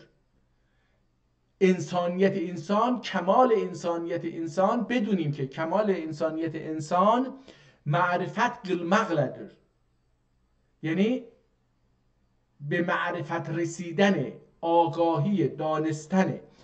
زیرا رسول حضرت حالا اینجا رسول حضرت علیهی بویردولار، این علیهی صلوات و سلام رو یادش رفته بنویسه، فقط گفته که براش حضرت رسول چی گفته؟ بویردلر شمت المعرفت خیر من کثیر العمل، یه مقدار آگاهی بهتر از رفتار بسیار زیاده، عمل بسیار زیاده. یعنی آگاهی بر عمل تقدم داره، ارزش آگاهی بیشتر از رفتاره. معرفت حاصل علمز الا عمله، البته معرفت هم میگه حاصل نمیشه مگر اینکه عمل بکنید. داره این جمله رو تکمیل میکنه. این نگاه ترکی خیلی متفاوته از نگاه عربی هستش. معرفت حاصل علمز الا عمله، معرفت فقط با عملی که حاصل میشه. شما یه چیز رو میدونید، مادامی که این به رفتار شما تبدیل نشه، جزو زندگیتون نشه، میگه نمیشه بهش گفت این علمه. و الا kim amelde bahs vardır ve illa kim yani ve illa ki amelde bahs vardır. Nitekim Resul aleyhisselam buyurur. حالا اینجا علیه السلام رو آورد، اونجا سلام رو یادش رفته بود.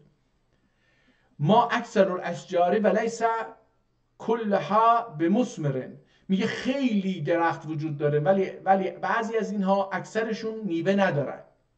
و ما اکثر ثماری و لیس کلها طیبون، میگه که چقدر میوه ها زیاد هستن، درختایی که میوه میارن، یه چیزی میارن دیگه، ولی میگه ولی اکثر میوه ها اون درخت ها خوب نیستن، طیب نیستن. و اکثر العلماء و لیس کلها مرشد، میگه ولی علما هم خیلی زیادن و لیس کلها، و همه اونها مرشد نیستن، نمیتونن راه ببرن، رشد بدن انسان را. مرشد از کلمه رشد ساخته شده، به معنی بزرگ کردن، رشد کردن، زیاد شدن. رشدن به تدریج، یک شبه نیست. و ما اکثر العلوم و لیس کلها بنافع، میگه و چقدر علوم زیاد هستش خیلی از اونها نفع نداره. مثلا بمب ساختن نفع نداره. البته برای یه تعداد کار درآمد پول ایجاد میکنه دیگه. در نتیجه من شخصا معتقدم، بارها این رو در زمانی که در جوناس تیوی هم کار میکردم گفتم که من شخصا معتقدم هیچ کتابی در دنیا وجود نداره که بگیم مضره. هر کتابی برای یک دسته ای مفیده، هر علمی برای یک دسته ای مفیده، هر تکنولوژی و صنعتی برای یک دسته ای مفیده. خود جنگ بدترین چیزها وجود داره، اما برای یک عده‌ای پول و ثروت میاره، نام میاره، مقام میاره، موقعیت میاره. یه عده‌ای میمیرن، یه عده‌ای بر روی حالا کشته شده های خودی یا کشته شده های دشمن ثروت تلمبار میکنن. ببینید همین جمهوری اسلامی، این درجه داران و افسران و سپاهی ها، فرماندهان و اینها رو ببینید، همه اینها بر روی جسد اون انسان هایی که در مناطق جنگی کشته شدن، چه از ایرانی چه عراقی، و اون خونه ها و اون درخت ها و اون نخل ها و اون انسان هایی که در اینجا از بین رفتن، خونه هایی که تخریب شدن، اون نخل هایی که از بین رفتن، اون سرزمین هایی که از بین رفتن، بر روی اینها ثروتمند شدن. یعنی دنیادا آغاç çok cümlesi، حالا داره ترجمه میکنه، من دیگه ترجمه نمیکنم، ترکی رو ترجمه نمیکنم. یعنی دنیادا آغaç çok cümlesi yemiş vermez. نگاه کنید، میوه نمیگه، yemiş میگه. میوه یه کلمه جدیدی که برای زبان ما اومده. ما حتی یادمه من بچه که بودیم در روستا زندگی میکردیم، مثلا زمستون بود، انسان‌ها خونه همدیگه جمع می‌شدن، داستان می‌گفتن. اینها رادیو تلویزیون هم وجود نداشت که دولت بیاد در خونه‌ها انسان‌ها رو شستشوی مغزی بده. انسان‌ها خونه همدیگه جمع می‌شدن و میوه‌ها هم که زمستون که میوه پیدا نمیشه که معمولاً میوه خشک بود، می‌آوردن می‌خوردن.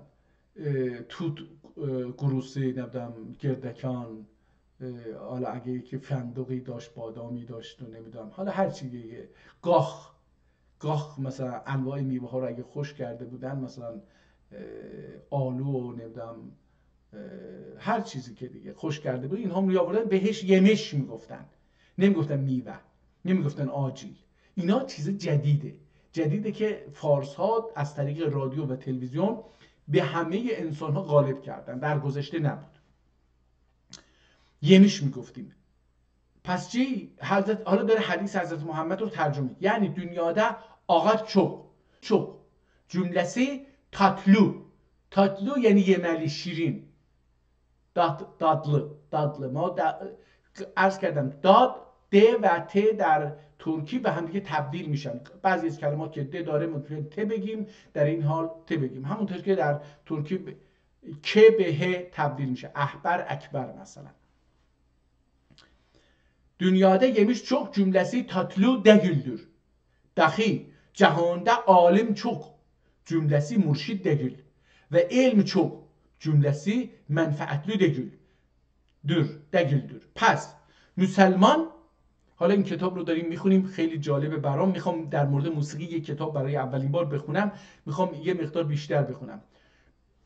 مسلمان olana gerektir ki evvel ilmi din hasıl eder. Ondan sonra bir amel ve bir ilm hasıl eder. Ondan sonra bir amel ve bir ilm hasıl eder ki onla nefsini bile ve ol nefsini bilmekle, یا اول ol یعنی همان انسان، nefsini bilmekle dinini bile. Zira Hazreti Resul sallallahu aleyhi ve sellem buyurur: "Men arafe nefse fakat arafe rabbeh." Herkes nefsini، جانش رو بشناسه، فقط عرف ربه، ربش رو. رب رو من قبلا معنی کردم به معنی مهندسی. مهندس جانش رو میشناسه، کسی که این جان رو برای ما ساخته، این رو، البته این کت رو نه، این جان رو برای ما ساخته، این رو، اون سازنده رو میشناسه. سازنده الله هستش. و دقیق bu söze مناسب حدیث قدسی ده buyurur.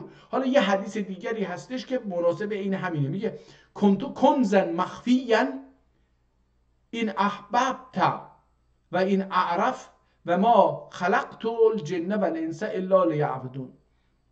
کنتو کنزن، من، حالا یه حدیثی میگه از زبان الله که کنتو کنزن مخفیا، من یک گنج مخفی بودم.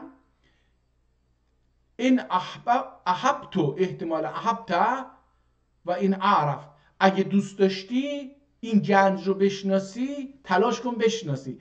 و ما خلقت الجن و الانس الا لیعبدون. و حالا اینجا یه حدیث، یه آیه است، اون حدیث بود. حالا و ما خلقت الجن و الانس یه آیه از قرآن الا لیعبدون، من انسان و جن رو نیافریدم الا لیعبدون باشن، یعبدون بکنن. حالا یعبدون رو یه ببینید یه موسیقیدان به چه معنی میکنه. قبلا ما در کتاب‌های دیگه دیدیم که میگه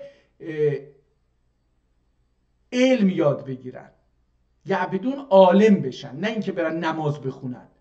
نماز نیست، لیعبدون یعنی علم یاد بگیرن. حالا میگه یعنی ای لیعرفو، عربی ترجمه کرد خودش، میگه که یعنی لیعبدون یعنی ای لیعرفو، برای اینکه منو بشناسن. شناختن، علم، در میگن که این رو یعبدون رو اینجا ترجمه کرد، میگه که میگن لیعبدون لیعرفو، یعنی زیرا هر ایشون اصلی بلین مسه اول ایش کماهو و حقه بلین مس.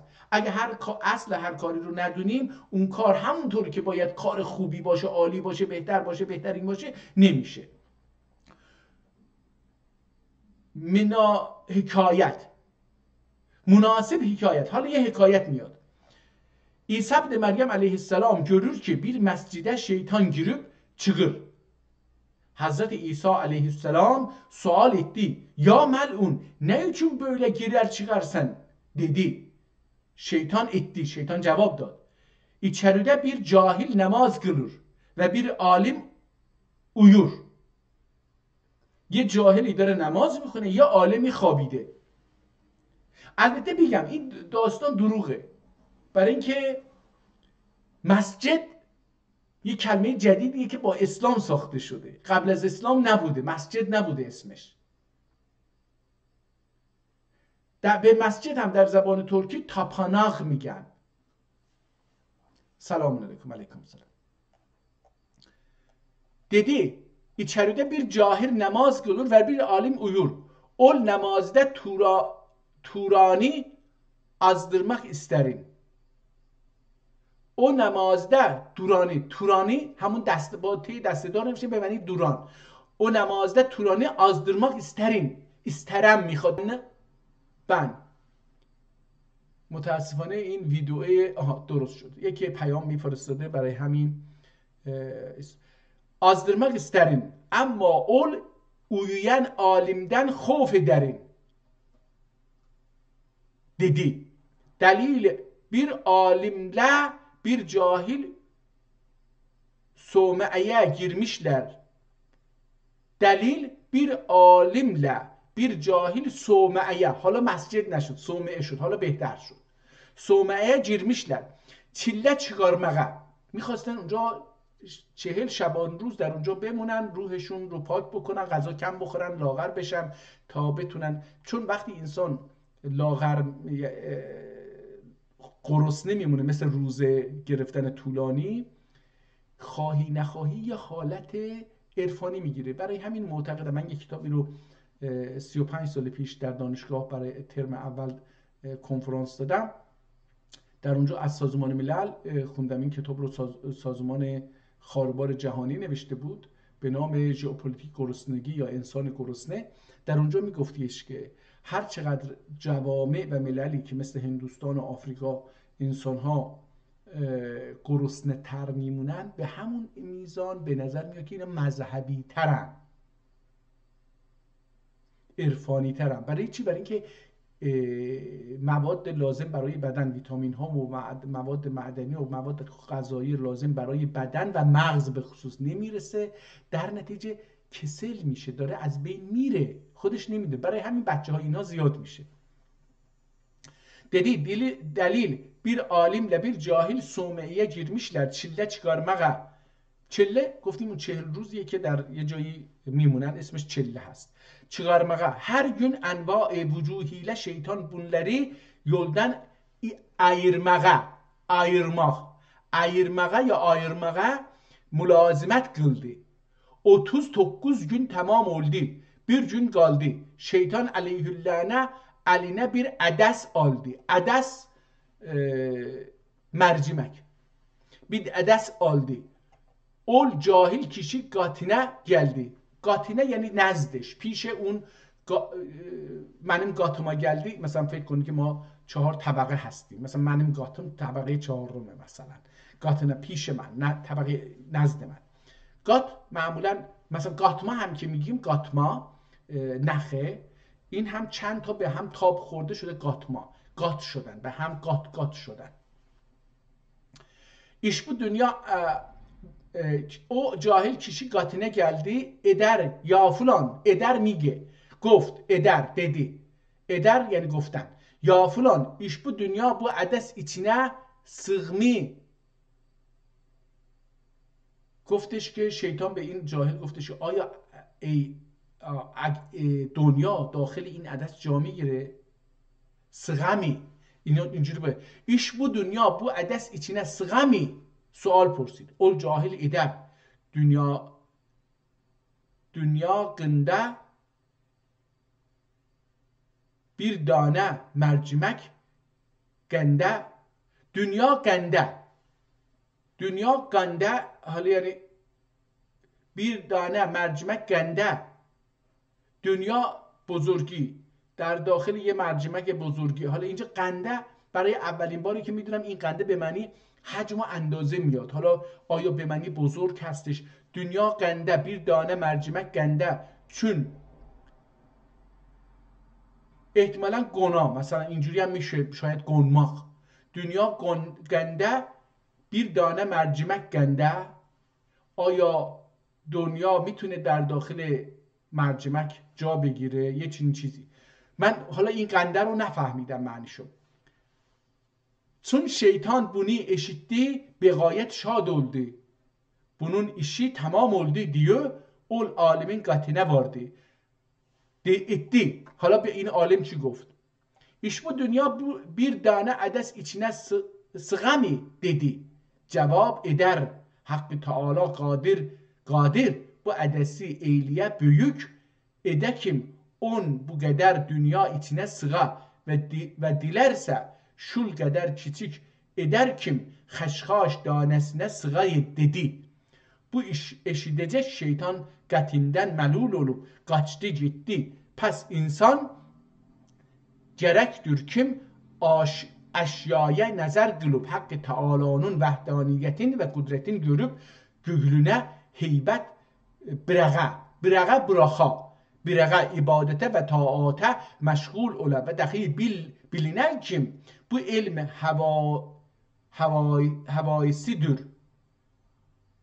havaidir. Bilinə ki bu elm havaidir derler. میگن زیرا akçen ise mecmu eşya müteharrik olur. Pes insanın bir rükni dahi havadır. پس اونجا گفتش هوا، علم هوادür، یک رشد انسان هوا هستش. geçen bu elmiden sem'ine erişse، sem'ine yani bir گوش عربیه، کلمه سم عربیه. geçen bu elmiden sem'ine erişse رسیدن، yetişse، ol dahi vecde gelir. گوش انسان به vecd mi? Zira ustadlar bu elmi dürlü elmiden istihraç kılmışlardır. حالا این علم رو اون هوا گفتیم موسیقی چی بود؟ از نوک اون پرنده می اومد، هواست دیگه. اونو میگه زیرا استادlar bu علمی türlü دیگه ننوشته، اینجا dürlü نوشته. این یه لهجه از ترکی هستش. dürlü elmiden استخراج kılmışlar. استخراج یه کلمه عربیه به معنی خارج کردن، کشیدن، çıkartmak. نمیدونم چرا çıkartmak işletmiydi. çekip çıkartmak mesela. Kılmışlardı. Evvel علم حکمت'ten این موسیقی رو از کجا در آوردن؟ یکی از علم حکمت. حکمت امروزه بهش فلسفه گفته میشه. ikinci علم هیئت'ten از ستاره شناسی. هیئت ستاره شناسی ببخشید آسمان شناسی اینجوری بگیم. üçüncü علم طب'den از علم پزشکی. طب اینجا طب رو با تی دسته‌دار نوشته. dördüncü چی؟ علم نجومیدن، حالا از ستاره ها. 5 پس اون iki مقام، حالا از این 5 تا اینو میگه در آوردن. حالا پس اون iki مقام، اون iki burca مشابه قılırlar. اون مقام های موسیقی 12 گانه به 12 ماه مشابه قıldılar. یعنی قılırlar یعنی تشبیه میکنن، مشابه قılırlar. قılmak عمل کردن، انجام دادن. اون iki مقام budur. او 12 مقام موسیقی اینها هستن. چی؟ حالا من برای اولین بار موسیقی میخونم، اگر این کتاب امروز به جلسه ما به 3 ساعت هم برسه، اینو یه مقدارش میخونم برای که خودم میخوام با موسیقی یه مقدار آشنا بشم. حالا چی شد؟ اون iki مقام، اون iki برجه مشابه قıldılar. اون iki مقام budur. اول باب اول فی ذکر مقامات. این کتاب حالا میاد مقدمه است دیگه. فی ذکر مقامات، اول مقامات رو میگه. اول راست، مقام راست این یه چیزیه. ikinci Irak، مقام عراق. üçüncü İsfahan. dördüncü Zirafkende. beşinci Uşşak. altıncı Bezerek. yedinci Neva. sekizinci Hicaz. dokuzuncu Tokuzinci. Zengule. 10. Hüseyini. 11. Buslek یا بوسلن یا بوسلک، اینو نمیدونم، حالا باید ببینیم. 12 دهاوی. این 12 تا مقام رو گفت که بعضیاشو من اسمشو شنیده بودم، نمیدونم چیه ولی شنیده بودم. راست، عراق، اصفهان، اینا رو شنیدم. زیرافکنده اینو نشنیده بودم. اشاق شنیده بودم. بزرک نشنیدم. نوا شنیدم. حجاز اینم شنیدم. زنگوله اینم شنیدم. حسینی نشنیدم.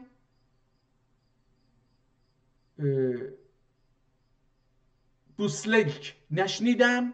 دهاوی نشنیدم.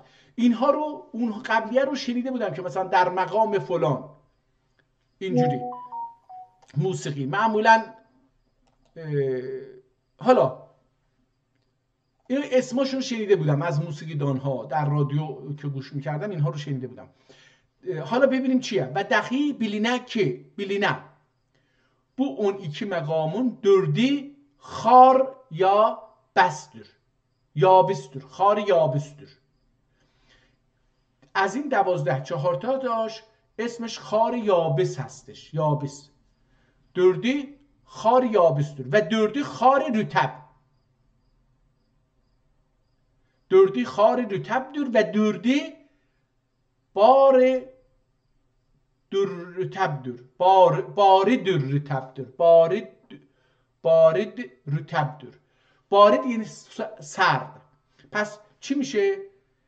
4 تاش خار یابستür، یابس احتمالا گرم. dördü خار رطبدür.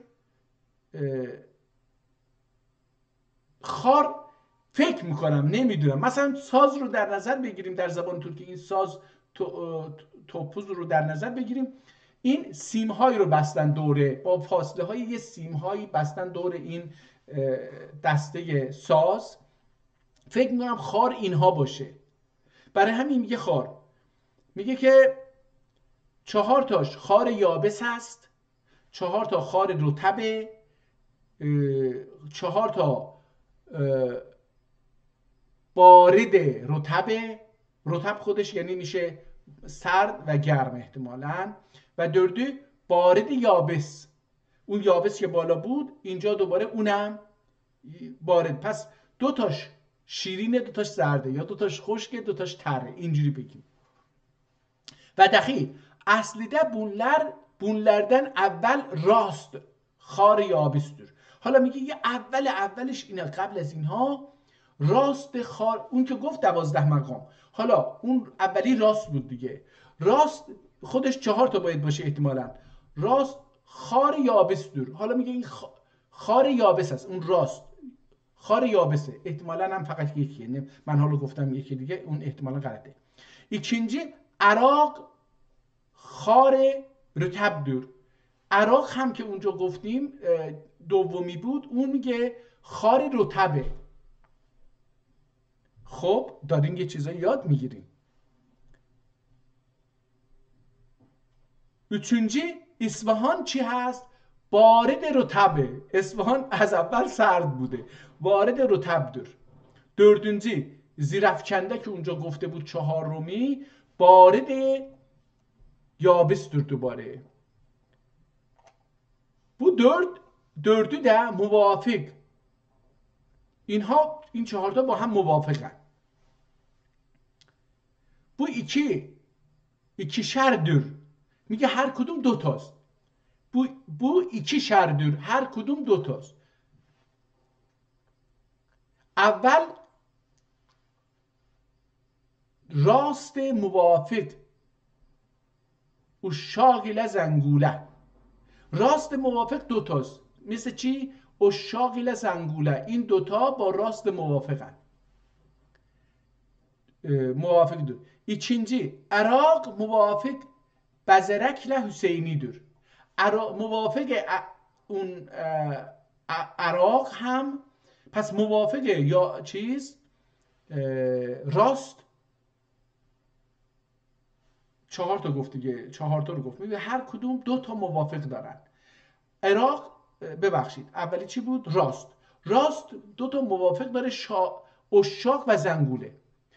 عراق که یه مقامه، اون هم دو تا موافق داره، برزگله و حسینی. حالا üçüncü اصفهان چی؟ اصفهان هم دو تا موافق داره.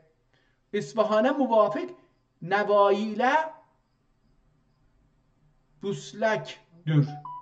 نواییله بوسلک. حالا این نوایی و بوسلک هستش. dördüncü چهارمی زیرافکنده هم دو تا موافقه. زیرافکنده موافق حجاز ile رهاوی دور. رهاوی اینها هم اونها هستن. Bu 12 مقامون dördü oddur. این چهار تا 12 مقام، چهار تاش آتیش هستن، oddur. و dördü sudur. چهار تاش هم آب هست. و dördü toprak. اینجا toprak رو toprak با ت دسته‌دار و پ نوشته، قبلا toprak نوشته بود، ت دو نقطه و ب. toprak. و dördü بله یله مشبه دور. و چهار تاش هم مثل باد شبیه شده. اول راست برجی حمل. حالا اون راست برج حمل داره یکی.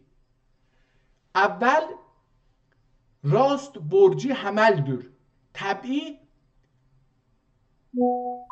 aşış dür. Aşıptır یا aşıştır.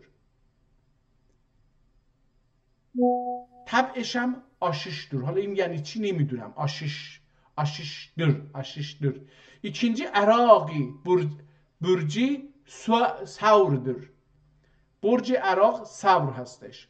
حالا قدیم اسم یه ماهی بود. طبعی خاکیدür. این طبعش خاکی هست. üçüncü اصفهان برجی جوزادür. طبعی بادdır. Badidir yani yeldir. Dördüncü zerafkende burcu saratanıdır. Tabii abidir, su.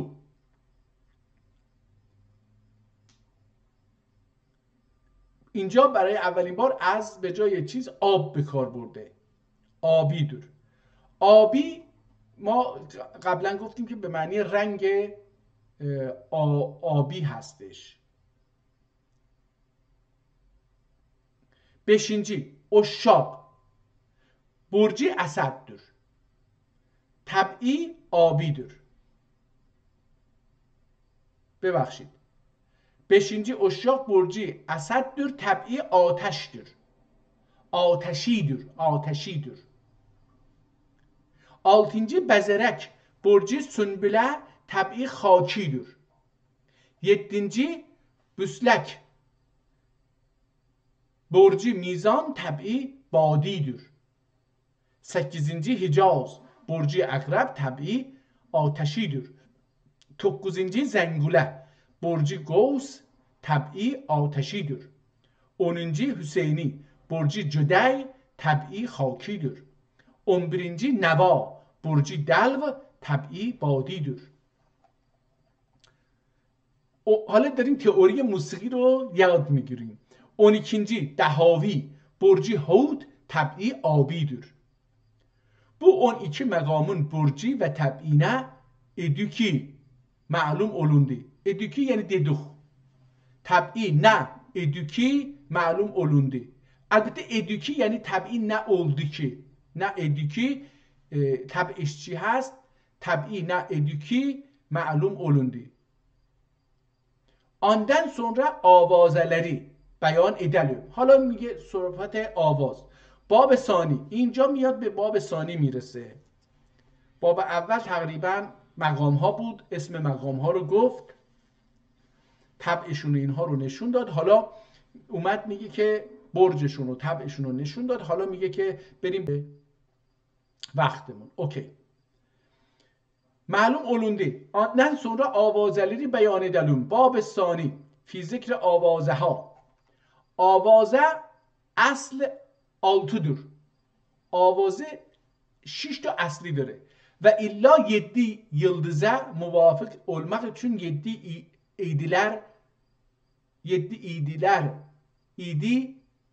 idiler ol 7 budur.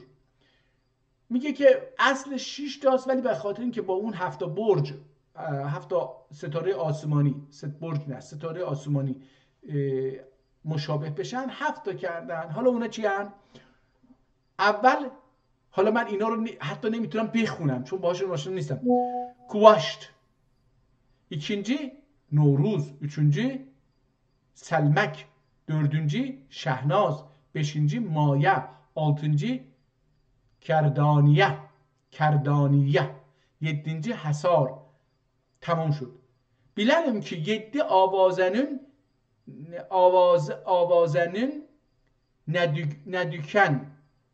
ندوگن بیان edelim. Nidügün yani çistiş, ندوگی نه olmak. ندوگün همون که میگن کمیت کیفیت ها اونو داره. کیفیت به معنی نه olmak. کیفیت کمیت sayısıdır, keyfiyet çecurişiye. Nedügün. Bilelim ki 7 avazanın nedügün beyan edelim. Evvel Guvaşt yıldızı zühel tabiiyeti haki sert huşkidir. İkinci avazı Novruz yıldızı müşteri tabii abi germ terdir. Terdir. Germ و تر هستش. üçüncü سلمک. اونجا گفته بودیم سلمن یا سلمک. حالا اینجا متوجه شدیم که سلمک هستش. سلمک طبیعتی استی.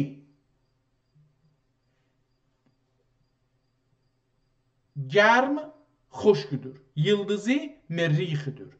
dördüncü şahnaz. Tabiatı isti.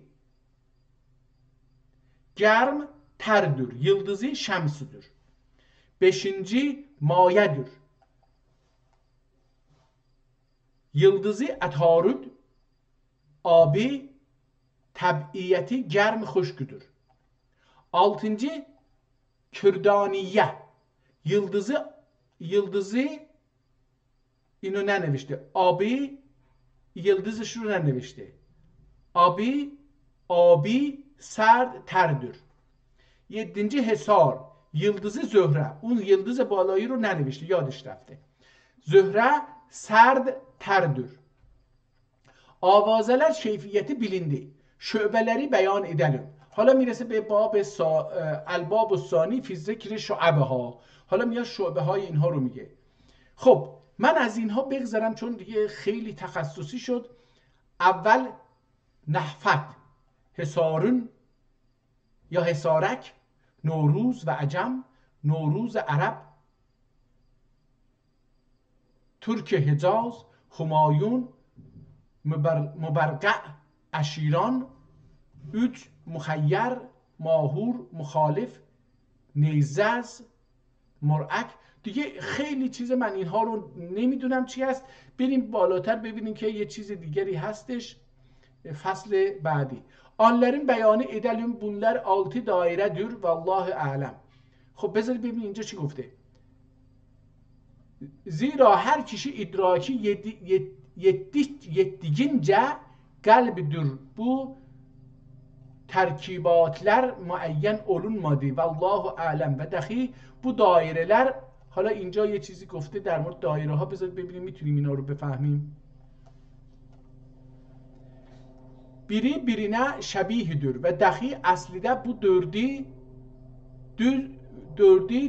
dördüdür şöbe, zira bunlar dahi tab ile dörtten hasıl olmuştur. Evvel dikah, ikinci segah, üçüncü çargah, dördüncü pencgah. Bu dört anasur erbe'eye muvafıktır. Zira ol dikah tab'i haküdür. سگاهن طبعی آبیدür، چارگاهن طبعی بادیدür. حالا اینا رو کاش میخوندم دیگه، این سگاه و چارگاه و اینا چی هستش. ولی واقعیت اینه که خیلی خشک و من هم هیچ ذهنیتی ندارم، برام یه مقدار سخت در اومد. اینجا اومده آنları beyan edelim bunların 6 dairedir ve Allahu alem. Allah بهتر از همه میدونه که موسیقی چه شکلیه.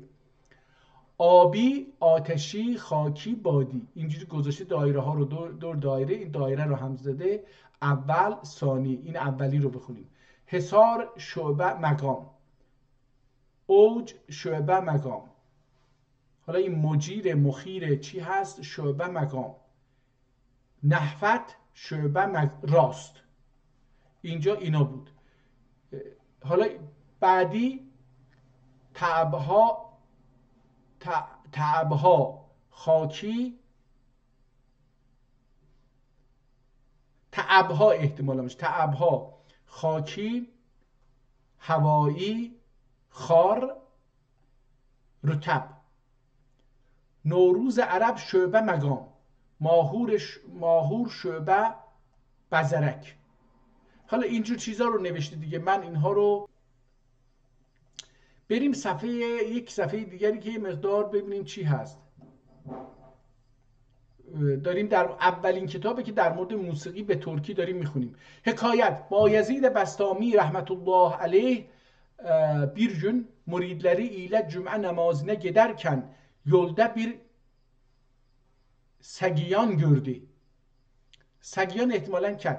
Köpekleri yedip gider ilerdi. Köpekleri yedip gedir ileri. İttifak Şeyh ol Sagbane azim iltifat eyledi.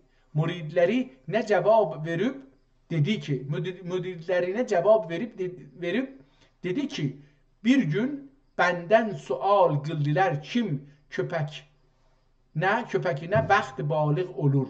Dediler ben aciz oldum. Dediler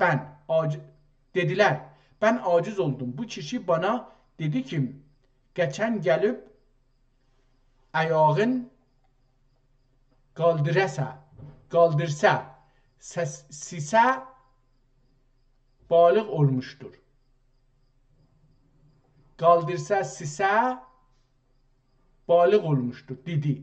Pes ol bir sözde benim ustadım olmuştur. Zira Hazreti Ali kerramallahu vecehu eder. Men allemeni harfen fakat seyyereni abden. Geçen Abdülmüminin Sufiyeddin Mısır şehrine geldi. Khub nefs ve hoş tab'idi ve ilm musiqide kamil idi. Bir kimse khub avaz olmasa yari usuli berk olmak gerektir ki işten ondan haz ale Abdülmüminin bu kemaliyle ağız açıp bu ilme başladı. Mısır alimleri onun üzerine cem oldular, dediler ki bu ilm küfrdür, bifaydedir ve bid'attir dediler. Bu bahs Mısır Sultanı önünde oldu. Sufiyeddin eder ki bir gün bir düyüsüz koyun 40 gün tamam olacak. 40 gün bir düyüsüz koyuk 40 gün tamam olacak. Ben bu ilmin hasiyetin size ilam edeyim dedi. 40 gün tamam oldu. Cemi Mısır halkı sultan qətine cəm oldular. Düveyi zincir, düve, düve buydu. Düve 40 gün bir düveyi susuz koyun. میگه که یه düve اگر سهو نکنم düve فرزند گاو هست که ماده هست و مثلا 1 ساله هست، نمیدونم. حالا دوه اینجا او بالا نمیتونستم بخونم، حالا پایین دیدم که اسم حیوانه، فهمیدم چی هست. پس چی گفت Sufiyeddin eder ki 40 gün bir düveyi susuz koyun 40 gün tamam olacak, ben bu ilmin hasiyetin size ilam edeyim dedi. 40 gün tamam oldu. Cemi Mısır halkı sultan qətine cəm oldular. Düveyi zincir getirdiler. Düveyi zincir getirdiler. Bir gümüş legen içine su koydular. Bir gümüş legen içine su koydular. Düve suyu gördü. Hamle kıldı. Xacə Abdülmüminin dahi al-ala urub خوش الحان ile sarağaz eyledi. Edip zengulede bir peşiru söyledi. Hala این peşiru چی هست نمیدونم. düve eşitti ti نیستش، eşitti suyu unuttu. Xacə təqərrüb heyran oldu. Xacə sakin oldu. Düveyene hamle kıldı. Xacə niye başları mahsel kelam keramet ile sanat gösterdi. Halk alem dahi heyran mest oldular. Ali ila hazel an, bu ilm böyle kaldı ve bundan sonra ihtimalen ve bundan sonra terkibleri söyleyelim.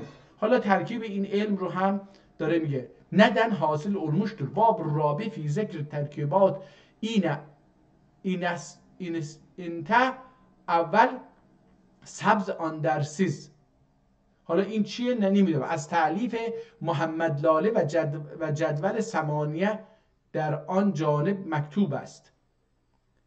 اول سبز اندر سبز، اینجوری باید بخونیم، احتمالا فارسیه. اول سبز اندر سبز از تألیف محمد لاله و جدول ثمانیه در آن جانب مکتوب است. حالا میاد یه جدولی رو میگه که اول ثالث خامس رابع، اول چارگاه، ثانی بزرک، ثالث حجاز، رابع مایه، خامس پنجگاه، سادس دهاوی یا رهاوی، سابع نهزت، ثامن غزل. Bu 8 cəm edib lalə səbz əndər səbz diye ad verdi.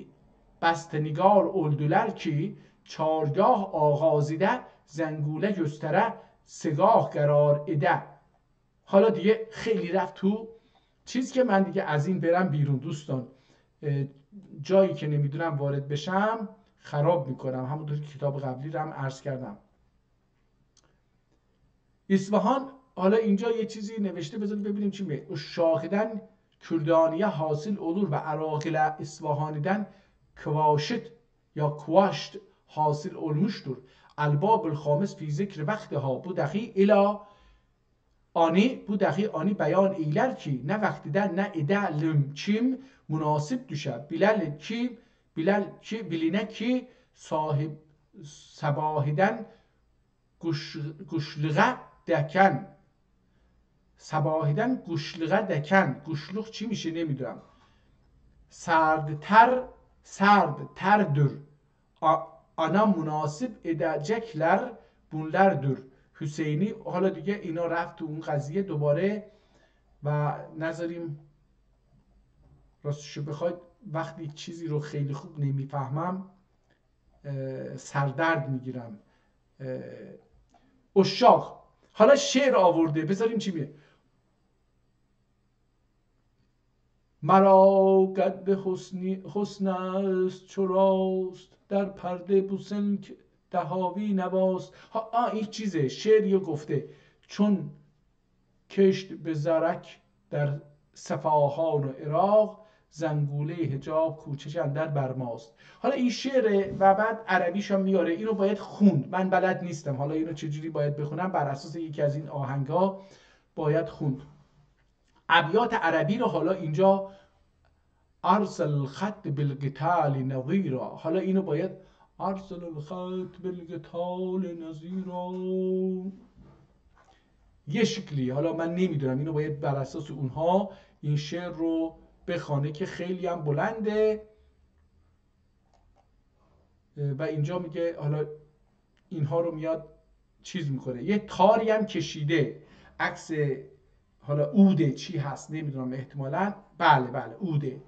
عکس عود رو هم کشیده، سیمهاش هم کشیده، اون خارهاش هم کشیده که باید با اون چنگ میگوید بداعنی بد عنی یا حالا چی نمیدونم. اینجا سیمها رو نشون میده که مثلا چهارگاه کجا هست، راست کجا هست، اصفهان کجا هست، دوگاه کجا هست، حسینی کجا هست. همینجوری اینها رو نشون میده و تمت. نه کتاب تمام شد. بله کتاب همینجا دیگه تمام میشه و بذارید ببینیم. خب عزیز اینجا یه چیزایی رو نوشتن که بشنو این نی چون شکایت میکند، از جدایی ها حکایت میکند. چز نیستان تا مرا ببریده اند، از نفیرم مرد و زن نالیدند. این رو با خط خوش از مولانا نوشته و در صفحه آخر هم یک چیزی از اون هستش. 1175 اینجا کتاب احتمالاً تاریخش همین باشه. 1175 الان 2025 هستش. اگر این رو بیایم به این شکل بنویسیم، بگیم 2025 ازش کم بکنیم 1175، ببینیم چه عددی به دست میاد. 850 سال پیش احتمالاً این کتاب اصلش نوشته شده و این احتمال میدان و باعث میشه که ویدیو قطع میشه. خسرو شیرین رو نتونستیم بخونیم برای اینکه به راسته کازان بود، خزان یا خازان بود که من نتونستم بخونم اون کتاب ترکی رو. البته نه اینکه نمیشه خوند، میتونستم بخونم، ولی هم کپی بود، هم کیفیت چاپش چیزش عکس برداریش بد بود، همین که دست خطش فرق بود و زبانش هم یه مقداری فرق میکرد.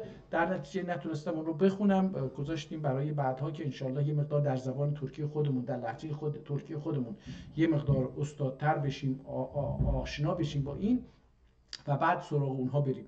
ولی این کتاب ادوار یا روح پرور اگر اشتباه نکنم این بود. این دوتا اسم برای این کتاب گذاشته شده بود. در موسیقی برای اولین بار یک کتاب موسیقی رو خوندیم، تخصصی در موسیقی. این کتاب هم 660 چند سال پیش نوشته شده بود. یه بار دیگه من اون رو هم بستم که ببینیم چی هست و رفت.